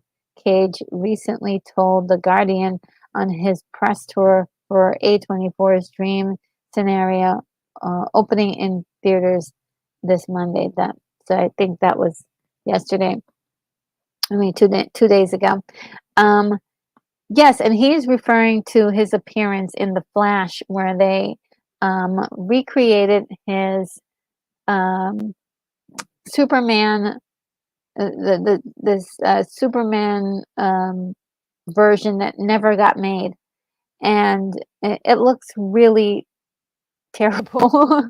I mean, it looks good as a piece of art if you were just like, "Oh, that's an idea that we were toying around with," but it doesn't look real. They were trying to pull this off as a live action. It looks terrible as a live action, but great as a piece of artwork, right? And so it is, or a concept art, if you will. And so it's this is the kind of thing we're trying to prevent is actors, instead of actually performing, we have this CGI version of the actors doing the parts. And to me, that's less quality. Like I don't know why they're like if you're doing an animated movie, I can see doing something like that.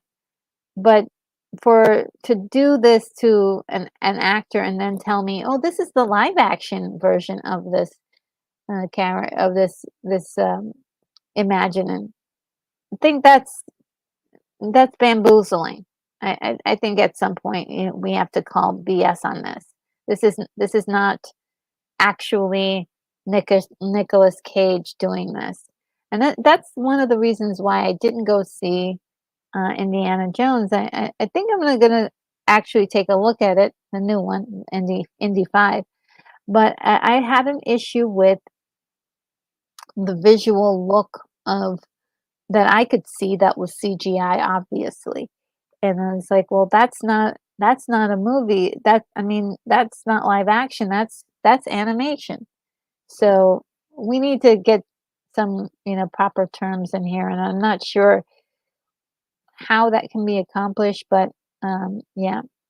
And allowing studios to do this is putting a kibosh on poor quality, and it go it stems from not really wanting to have good writing, not even when there is any kind of a good writing, they interfere, and to be able to like, yeah, we can just do this, and people will go to the theater and watch this, and we can say this is live action. That's no, that's not right. That's not right.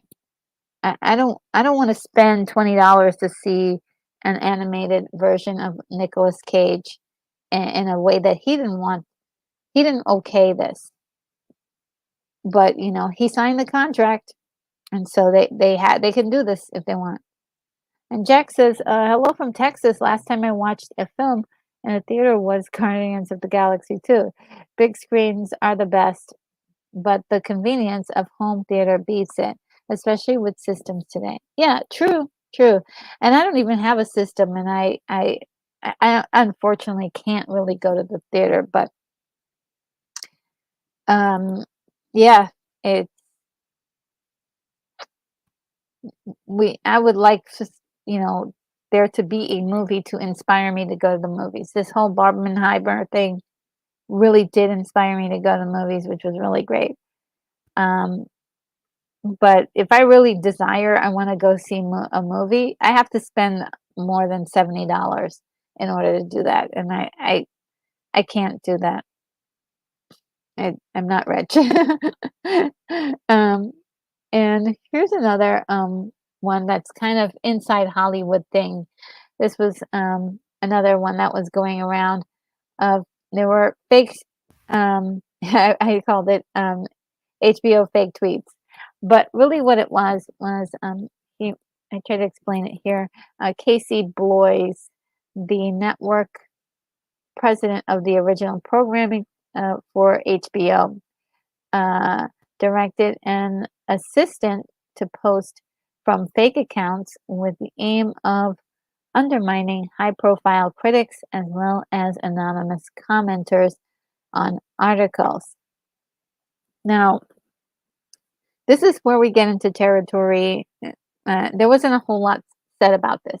I mean, but this is where we get into the place where I probably feel like it's one of the biggest crimes against culture, because here we have somebody who's actually like says, "Hey, I have a problem with this particular product," and we have people within the company actually trying to manipulate the outcome, actually trying to manipulate what people think, and that's a problem. That's a huge problem. Um, and it's dishonest, and it is manipulative, and I can't believe this guy still has a job, but yeah, he still has a job. That would be immediate call for firing, and this is interfering with the integrity of critics. Imagine being a critic and getting you've got people trying to discredit you, and how that might affect your business if people are left and right trying to discredit you after you have put up your critical analysis of a product. Very, very hurtful, and could possibly do a lot of damage, a lot of psychological damage, and people can it can set some precedents for like people canceling that individual or whoever they're attacking. So this is really bad. I heard some news also, and these are just always I've always had heard some rumors that people within Warner Brothers especially, and now some other news about Disney also possibly messing around with or manipulating things and as to create certain outcomes that are beneficial for the company.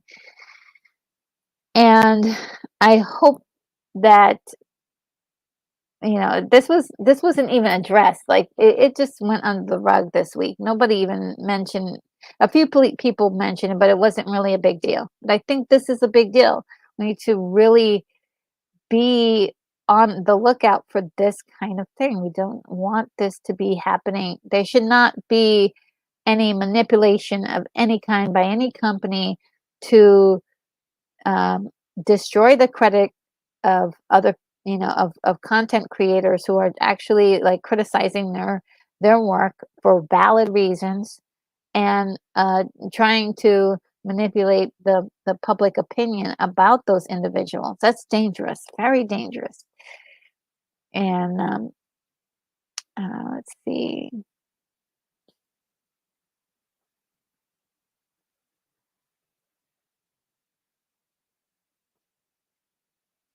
Kate A says Marriott had a lot of problems with people putting fake reviews on TripAdvisor that said that their hotel was wonderful. Ah, okay, yeah, because yeah, that's yeah. I mean, and people can. The thing about it is, if you hire an assistant or somebody to do that, I mean, you're asking somebody to be, you're actually like, that's the worst of it is that you're making somebody else do this. And there have been some inklings that some interns had been hired to do some work for certain people at companies. I'm not going to say who, but this is not a brand new practice that we're hearing here. This is something that is not talked about because it is morally inept, morally um, hurtful and harmful to the people that they attack, and they don't care. But when it comes to putting fake reviews, that is immoral. People go to these reviews in order to get a good understanding of what they should be spending their money on. So it's almost theft to leave all of those reviews saying it's wonderful, this, it's that, and it's not true, to gain social clout. And that person, like, hey, look, I'm going to spend a lot of money to go to this place. It's theft. Instead of waiting to gain that social clout, they've stolen it. And Super Chair Destroyer says, we all knew these guys were doing this. Disney, Sony are doing the same thing.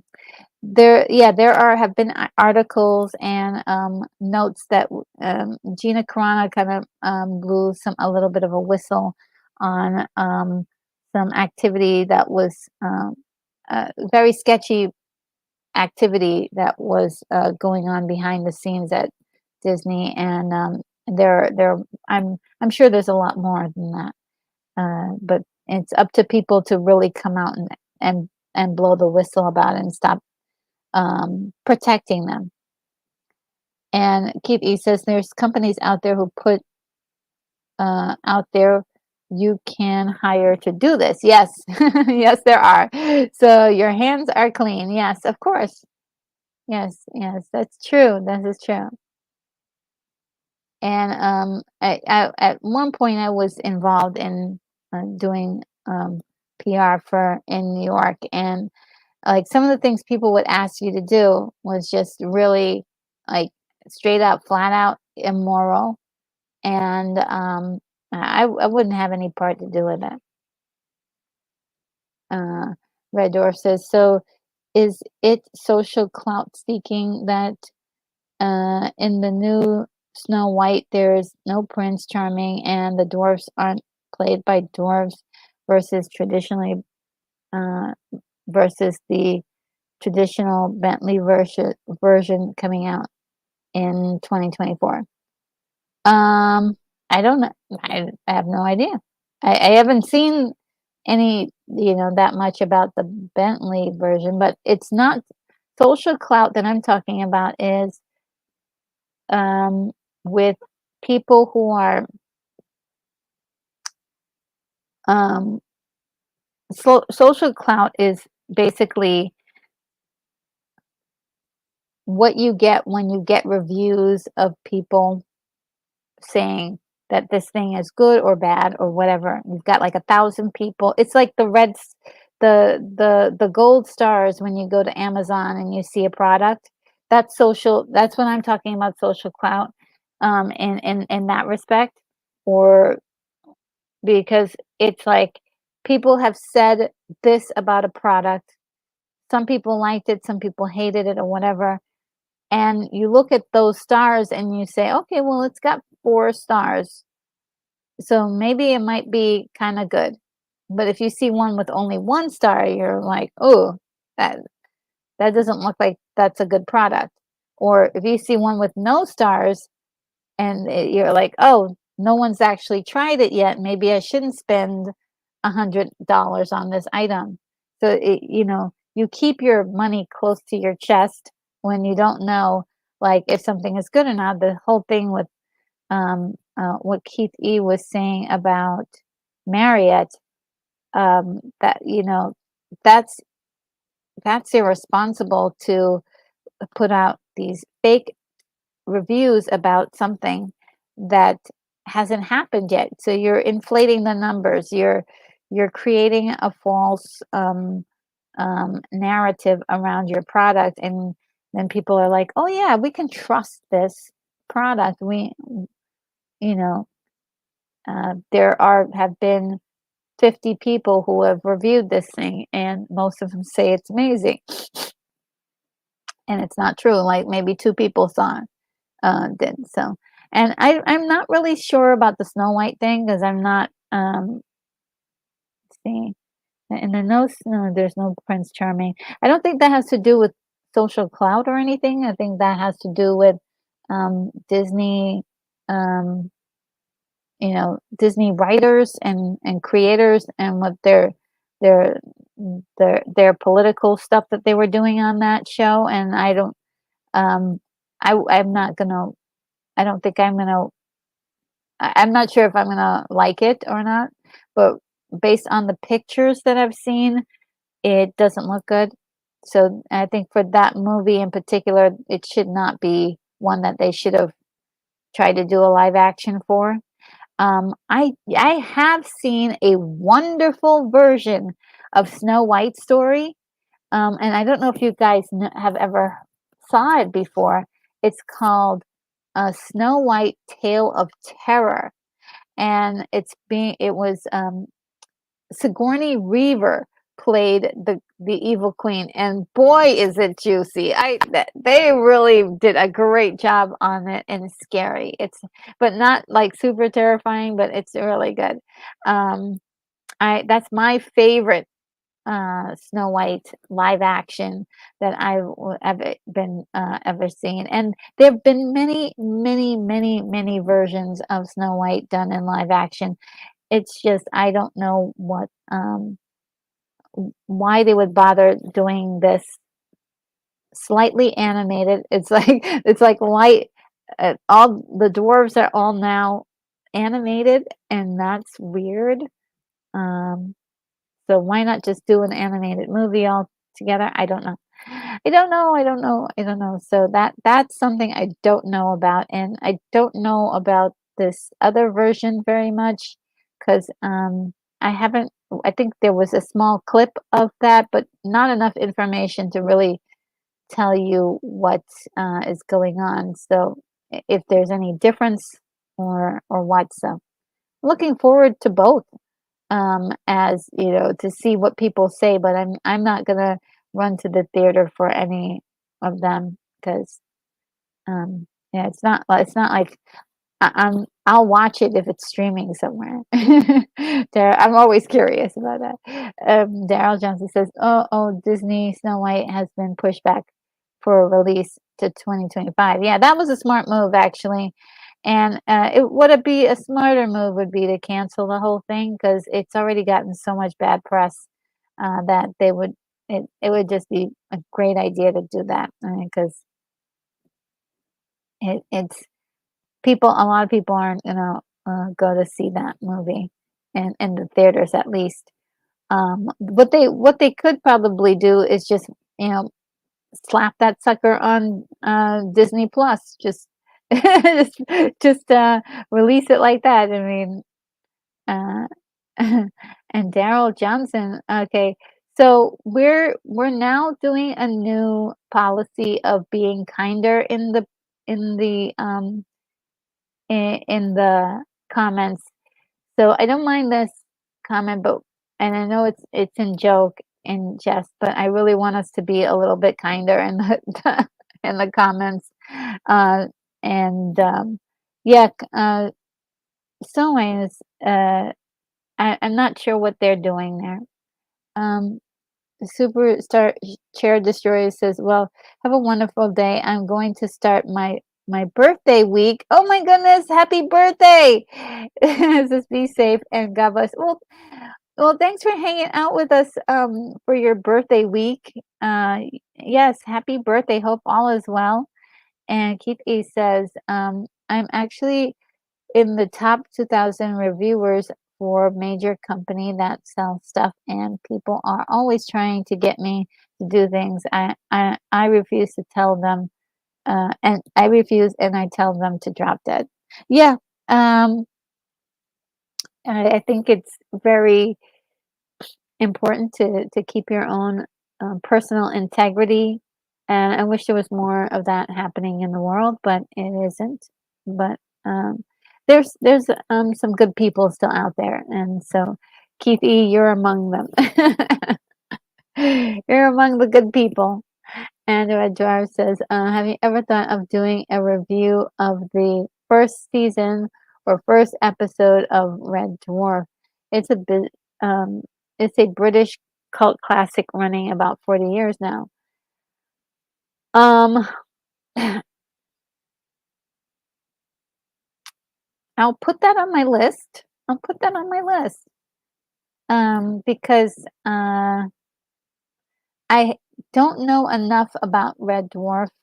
Um, I have seen maybe one or two episodes, and I thought it was funny. But British humor is you have to kind of get used to British humor. And yeah, I'll put it on my list. I have I usually I try to concentrate on movies, but I do want to do a feature on TV shows, and I do have quite a few that I will be doing. So I'll add that to my list. Thank you, Red Dwarf. And Keithy says, Red Dwarf Thrust Pondo Pons has mentioned it on his channel a few times. Yes. Um, and Jack says, the best part about a home theater system is the pause button. Yes. With a 250 plus DVD library. That is the most, that is mostly better than anything made lately. I'm sorry, my eyes are very, very blurry today. Throw in hundreds of YouTube and Throw throw in hundreds on YouTube, and that's the end of cinema for me. And William Blake, oh, sorry, I had to mute while I took a call. Oh, okay. Um, William says, I vaguely recall Red Dwarf from its early heyday. Yeah, I mean, I think I saw maybe the first or second episode, first two episodes, and it was and Jack says, did see Sigourney Weaver's version of Snow White. It was good. Yes, I loved it so very, very much. And William Blake says, Retro, ever seen The Last Horizon, the original with some footage missing, but with still photo plus audio as needed. It's about being kind. Oh, no, I haven't seen that one. Lost Horizon. And Daryl Johnson is saying YouTube is putting a lot of good movies on for free. Yes, they are. They are doing such a great job. And I was thinking about maybe doing a special on that, like free movies that you can watch on premium. But I'll come to that soon, maybe probably the beginning of the year. And William says, I noticed I enjoyed Blue Thunder just last night. Ooh, that's cool. All right. And so, yeah, I think this is an important story I wanted to share with you guys because for all the things that, we've been hearing as rumor and people's speculations, the distrust of these companies, it is very, very good to hear a story like this come out. And he doesn't deny it either. It's really, really frustrating to very frustrating because we're hoping that things get to be more fair and not hear about more um, things that aren't. And Jack says, "Perfect for you, Retro Queen of Outer Space." I love that movie. Love that movie with Zsa Zsa Gabor. And Earl says, "I got to watch Close Encounters yesterday." Oh, cool. Yeah, Close Encounters. That's a good one. All right, and so I'm gonna blow this up so I can on my end here. Netflix will soon be home for 8 DCEU movies, as they will be heading to the popular streamer in December after exactly a decade worth of DCEU movies. The franchise will be coming to an end this December with Aquaman and the Lost Kingdom set to be the final installment.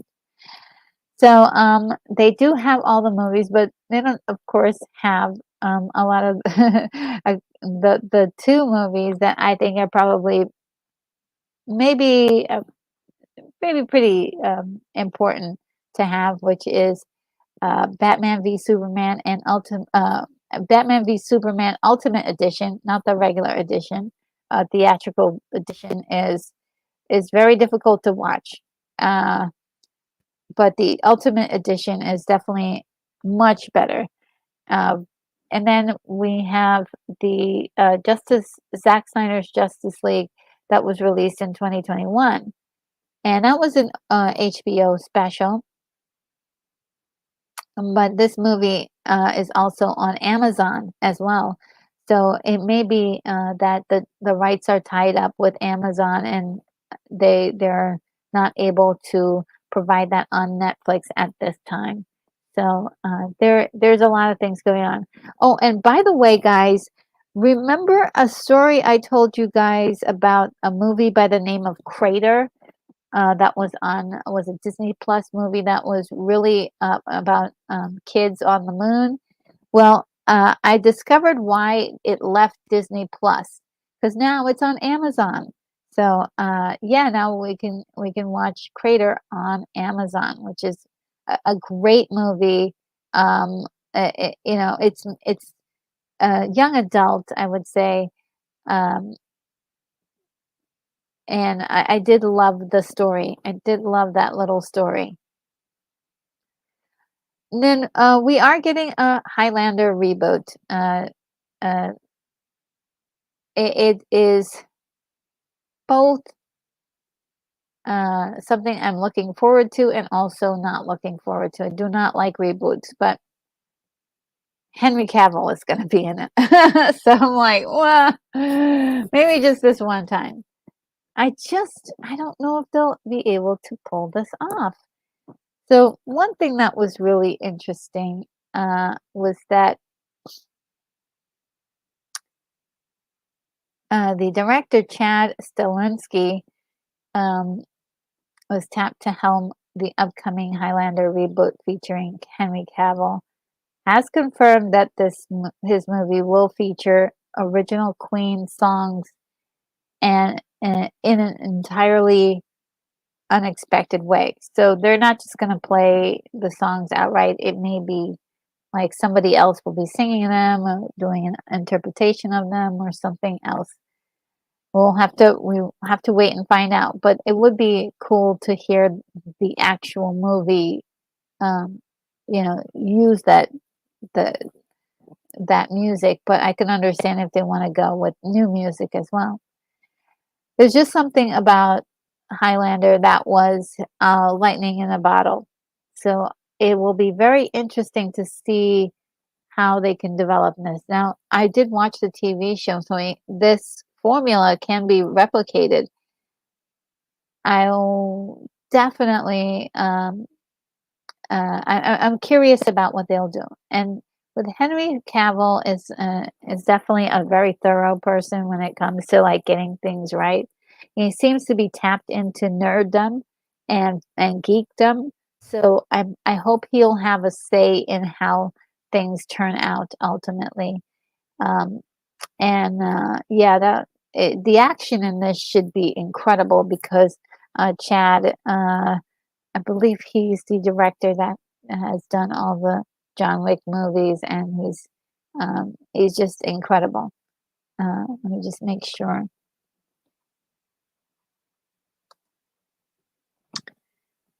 Um, yes, yeah, that's him. And he's an incredible guy. Um, and yeah, I'm looking forward to see what he does with it because he's also he has like a different kind of take on action and is very creative. So he's a bona fide director for sure. So I can't wait to see what else he does. Um, Red Dwarf says, maybe we could do a watch party on the 2000 movie Red Dwarf, The Promised Land to borrow on the trivia. I know. Anyway, I have to go back to work. Have a great day, Retro Nerd Girl. You're too cute. Oh, thank you. Um, yeah. Now I haven't gone uh, as far as to do watch parties for modern day stuff. So not sure if I'm ready yet. But it may be a while before we get to that one, but I'll put it on my radar. And thank you for hanging out with us during your lunch break and enjoy the rest of your day, definitely. Thank you.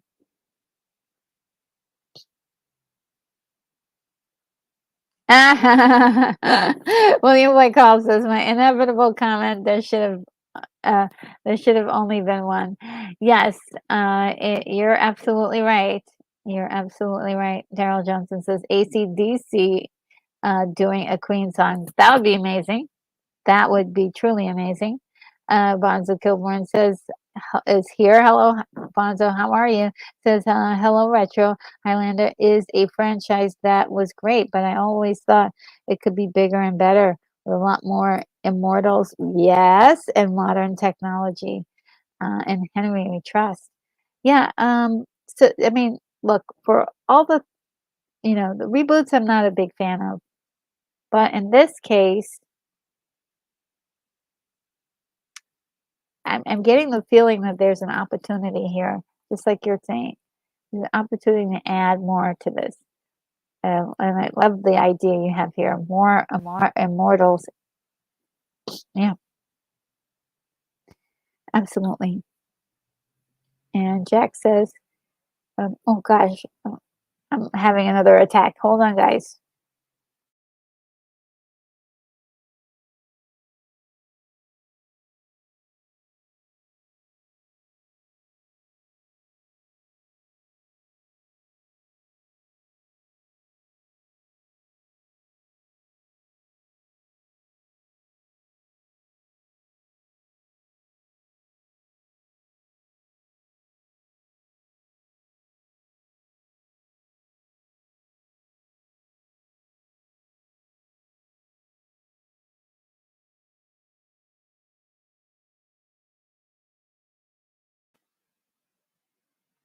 Oh my goodness, it was so bad today.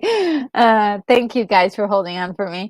Jack says, I'll say it again. If the Highlander reboot is any good, beers on me. With Hollywood's track record in this arena, I don't get thirsty. Should only be one. Yes, I think so too. And oh well, El Necron is here. I'm late. Hello everyone. Good to see you, El Necron. And well, I am really being attacked right now by the by the allergy, pesky allergies. Um, oh, thank you so much, Keith E. Yes, please hit the like button if you haven't already. I really appreciate that. Yeah, so I'm looking forward to seeing what happens here. I hope they nail it, and I hope they land the plane, so to speak. One other thing that I thought was really a cool discovery this week, Rebel Moon is coming out soon, and Zack Snyder said that Rebel Moon and Army of the Dead are in the same universe, guys. This is wild. I can't wait to find out why or how. Snyder said recently that Rebel Moon and his last film, the Netflix zombie action movie Army of the Dead, are part of the same universe. Army of the Dead has pretty vast mythology that never made it to the movie, he told Total Film. There's actually a character from Rebel Moon in the Army of the Dead animated series that we never did. So yeah, the worlds are somehow connected, but we may or may not ever find out. I hope we find out. I hope we find out. I hope there's more stuff. And I think Zach has grand plans for Rebel Moon. And so, and there was a lot of stuff that was planned for Army of the Dead. And it looks like everything is being pushed back. Things are, it's not all happening as quickly as we'd like it to happen. So we just have to wait to see. But and just like Zack Snyder fashion, there's an intricate storyline happening here. So I can't wait to find out exactly how these two worlds are connected. Um, and okay, let's see what you guys are saying. Monza says retro pollen is not your friend, but we are. Oh, thank you. Yeah, it's really bad today. I've never seen it this bad. Even in the spring, it wasn't this bad. Um, and I think that the temperature is going. It's just a little wild um, for for this time of year. It just goes down and up and down and up by 20 degrees, which is a lot. So it's hard to figure out exactly what the temperature is going to be or what it is. Um, Enola Holmes 3, a third Enola Holmes movie with Millie uh, Bobby Brown is officially in the works. Scott Stuber, the chairman of Netflix Films, confirmed to Collider that the Enola Holmes 3 is happening and we'll see Bobby Brown reprise her role as Enola Holmes. Yeah, and this was from Yahoo News. And of course, Henry Cavill is in it. He's in 3 of the stories for this week. It's just pretty incredible. Um, so yeah, this looks very interesting. I have not watched any of the Enola Holmes movies, so that's something I'm going to try to do before this happens. Of course, this can't actually. I'm sure they're probably writing something as we speak, but we they can't do anything until after the strikes, of course. So we may not be getting this until 2025 or yeah, 2025. So yeah, a lot of movies are gonna get pushed back to 2025. So we may be in watching a lot of um, movies from overseas in 2024. Let's see, and the next one. All right, MCU original Avengers returning. Yes, there was a huge like rumor mill going around in the last couple of days.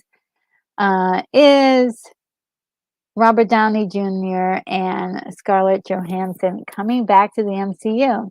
And as we know, these characters they are deceased in currently in the storylines that we have now. But we're introducing multiverses, and so they could appear here and there across the different timelines. And let's see if I can blow this up on my end. In an interview with Entertainment Tonight, Kevin Feige addressed rumors saying that we're doing a project with Scarlett. Addressed rumors. He said, "We're doing a project with Scarlett. We love Robert. He's a part of the family. But in terms of returning, we'll have to see." And that's what I got from the direct.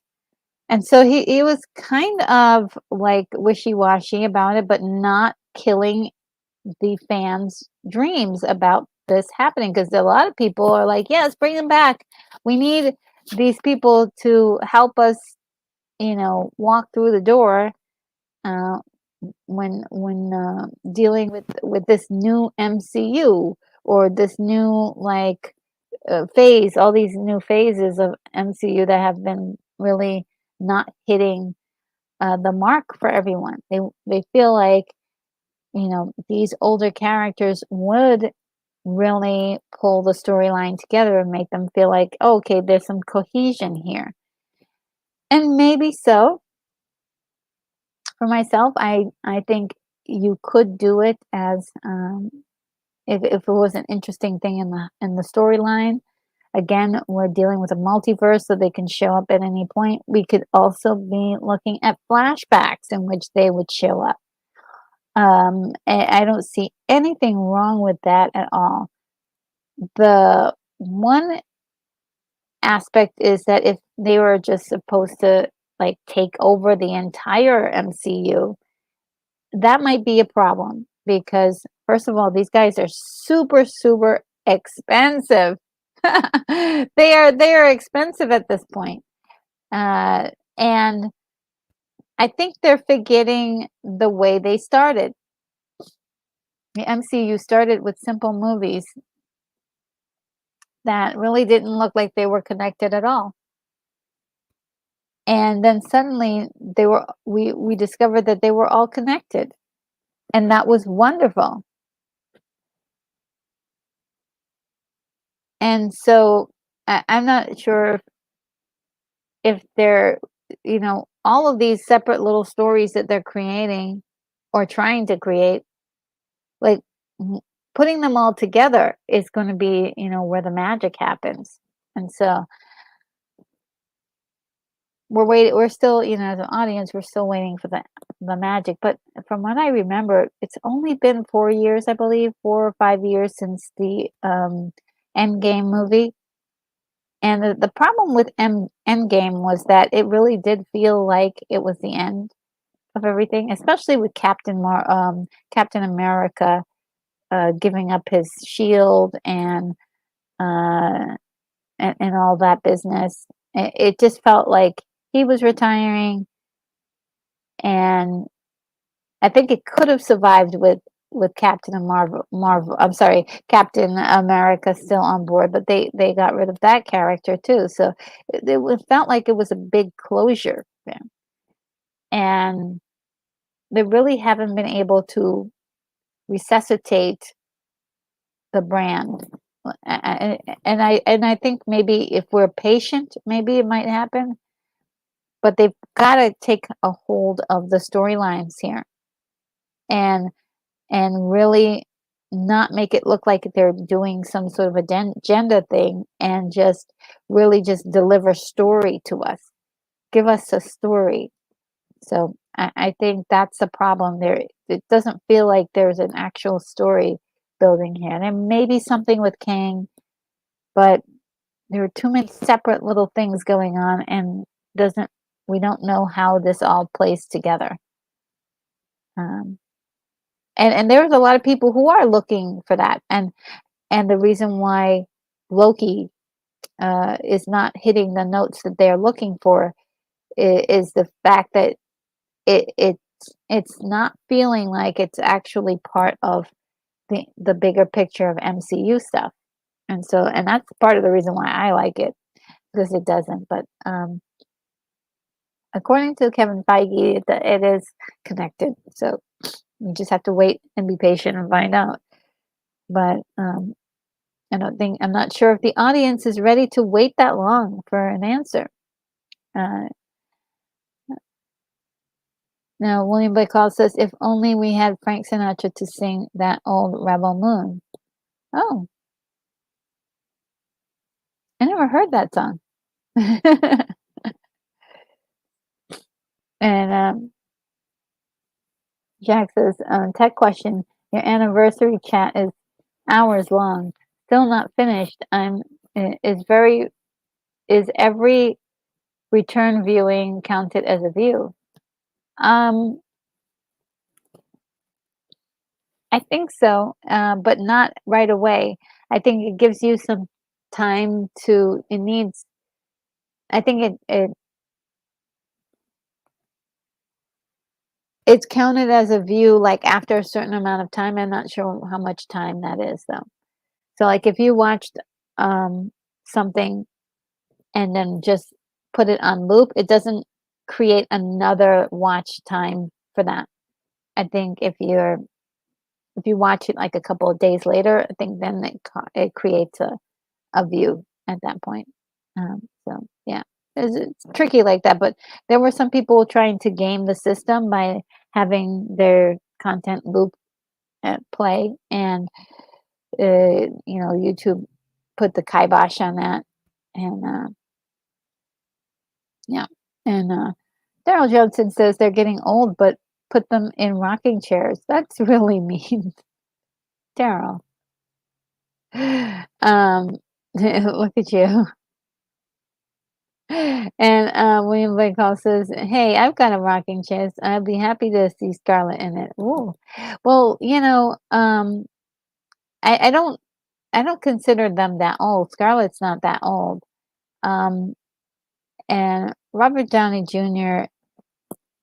I think yeah. Daryl says she's not even 40 yet. Like, and she isn't. She's uh uh well, but not away. Um um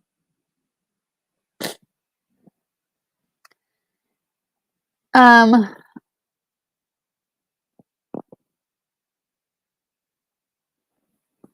Well, I think I don't think that they're too old for the part, but I definitely feel like they're at some point you've got to get tired of playing the same characters over and over again. So they probably need to be offered a lot of money to play the parts. And with that money, they could be developing better stories. I think they need it like invest in good writers, or at least somebody with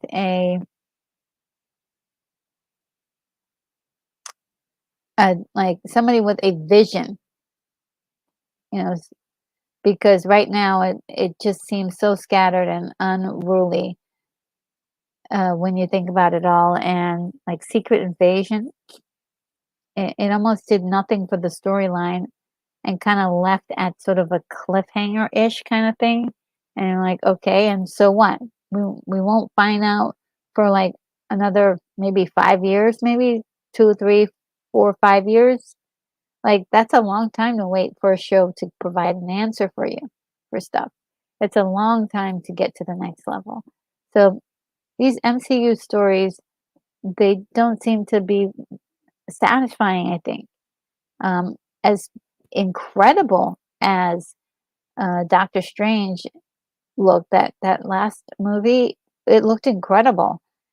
Um, it People weren't satisfied with it. Really, some- something to think about.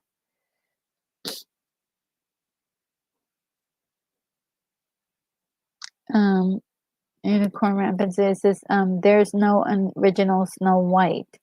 Um, I would say that's true because I mean, it's a very very old story, and it's been manipulated and twisted and changed, but it is definitely and Disney does its way of making these stories very light and endearing. And that's what I like about the fact that they used to get those stories. They made they Disneyfied those stories, but anybody else can make a Snow White movie because it's free game. It's not copywritten, but you can't do exactly the same dress and unless it's parody. If it's parody, it'll work. And yeah, I mean I think it wouldn't be so bad if that Snow White movie that they're doing was a parody. That would be actually funny and entertaining if they made it a straight up comedy. That might be the only way to go at this point.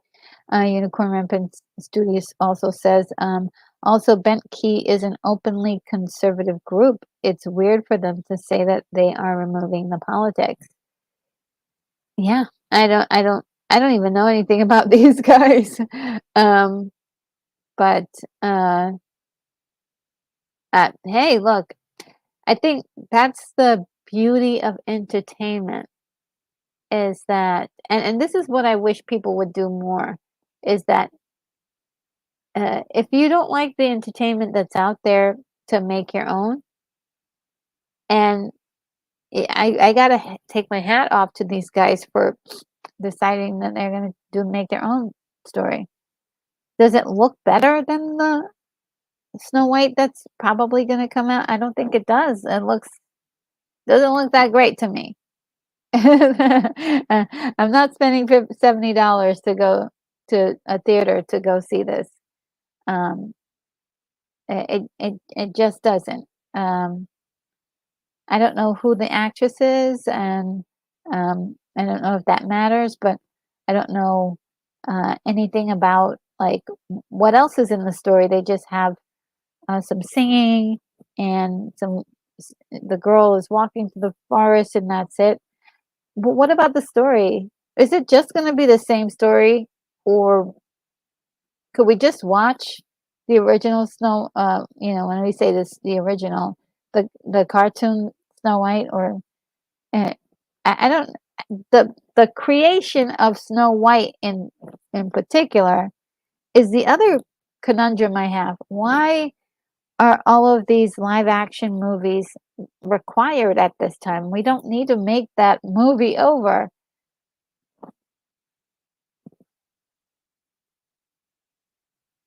I think there are new stories to be told. And then Gonzo Kill Lauren says that Sinatra sang Old Devil Moon, a parody of that could be funny, but I don't know if it's what Snyder had in mind. Um, And Daryl says RDJ is 58. Yeah. And Lee calls this fair point. I will recall Veggie Tales. They were supposed to be a big deal. I gave them a shot, but they didn't wow me. Oh my goodness, I'm getting worse by the second. These allergies. And William Blake also says, thank you, Bonzo. I have to admit, trying out Sinatra jokes in the 21st century is risky. And yeah, I don't know what to think about that other Snow White story. I really don't. I really like. I really don't. I don't know if it's gonna be. It's not any better. Like I just think everybody needs to calm down and just put that movie on the shelf and work on something else. Try again. But they've already spent a lot of money on it, so yeah. Uh, and Dara just says they said Indy 5 was going to be good and the writing was great, and we saw how that worked out. Yeah. I didn't see it, so I don't know if I'll like it or not. But I'm again, I it I can't get the door. I I can't watch it because I'm like I don't. That's not really. I didn't. I don't want to see my hero that way. Um, and William Blake also says, I like Indy 5 for entirely personal reasons, but it was barely an indie movie. It was a that Phoebe person dragging India along. Yeah, I don't want to see my hero like that. I can tell right away from the trailer what it's going to be. That's another thing too I have to say about modern day, I would say, um, movie reviewers and things like that. A lot of the trailers that we see already tell us what the movies are going to be like. And so if you're watching a trailer and it's upsetting you, it's getting you upset, or you can already see that it's a hot mess, I'm not surprised that when you see it, you're irate and you've got like 50 things that you hate about the movie because it's in the trailer. It's right in the trailer, and like, uh, yeah, eh, I didn't waste any time. I don't think I don't think I should waste my time watching it. Um, but if I have some extra time one day and I feel like, whatever, I'll watch it. It might be entertaining. It might tickle me. It might tickle me. Um, Gonzo Thorne says, I like a lot of that old time stuff. I think a lot of us like older movers, right? And Unicorn says, correct. It was based on them consolidating a collection of stories that were similar um, to one another from different areas. Speaking of Snow White, yeah, it's just um, yeah. And Darryl Johnson says Daily Wire is doing a live action Snow White as written by the Brothers Grimm. Um, is that different from the Bentley thing? Uh,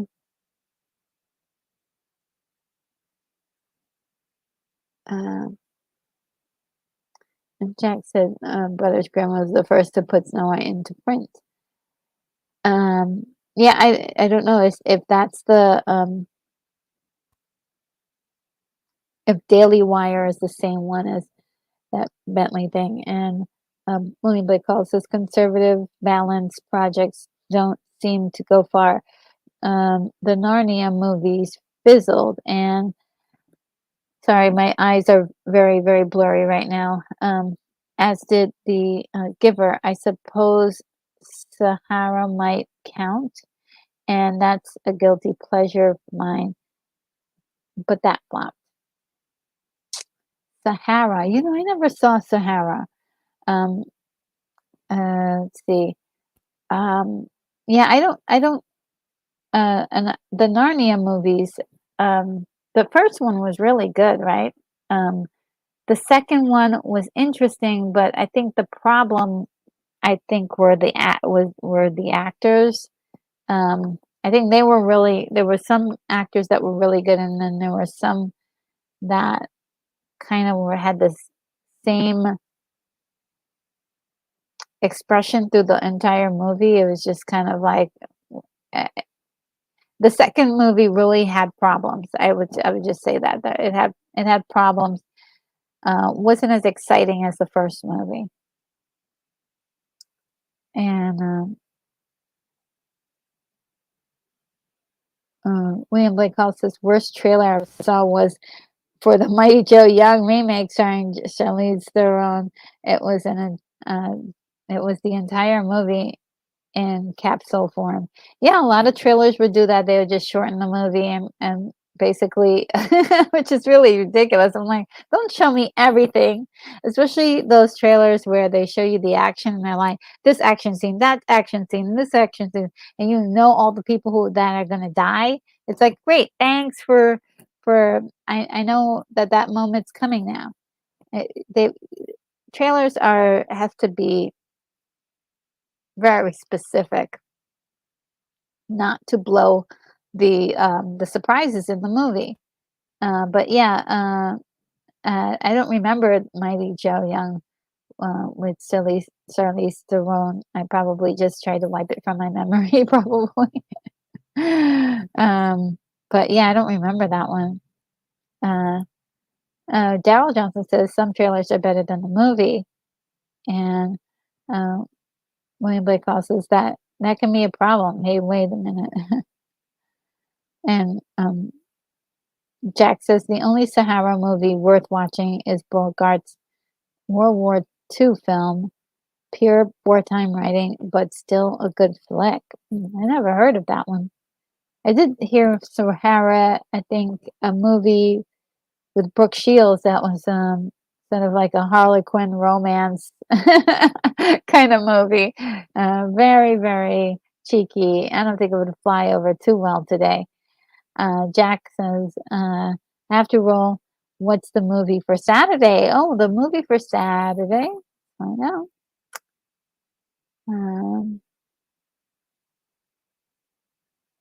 Who Framed Roger Rabbit is happening this Saturday. So, yes, come by for that. And William Blake. Oh, yes, William Blake Hall, you're on the case. Says Who Framed Roger Rabbit, right, Retro? I have no stream clips for that. May have to pass. Oh, no. Oh, no. We'll see if we can find something. Maybe we'll be lucky, but this is a Disney movie, so they're probably, if you have Hulu, maybe you can get a hold of it. Yeah, so guys, oh yeah, I think there's maybe one. I'm not sure if there's one more story. Find out if there's another story. Oh, that's it. We're finished. Guys, oh my goodness, what a day. I thank you for suffering with me through the allergies and all that. I really apologize. It's pretty bad today. But yes, I have my 3-minute outro in which you can say goodbye to everybody in the chat and leave any last comments. Thank you guys for being here, watching, supporting. Definitely appreciate each and every last one of you. And I am, I guess I'll see you in the next video. Without further ado, I bid you adieu, and I'll see you in the next video.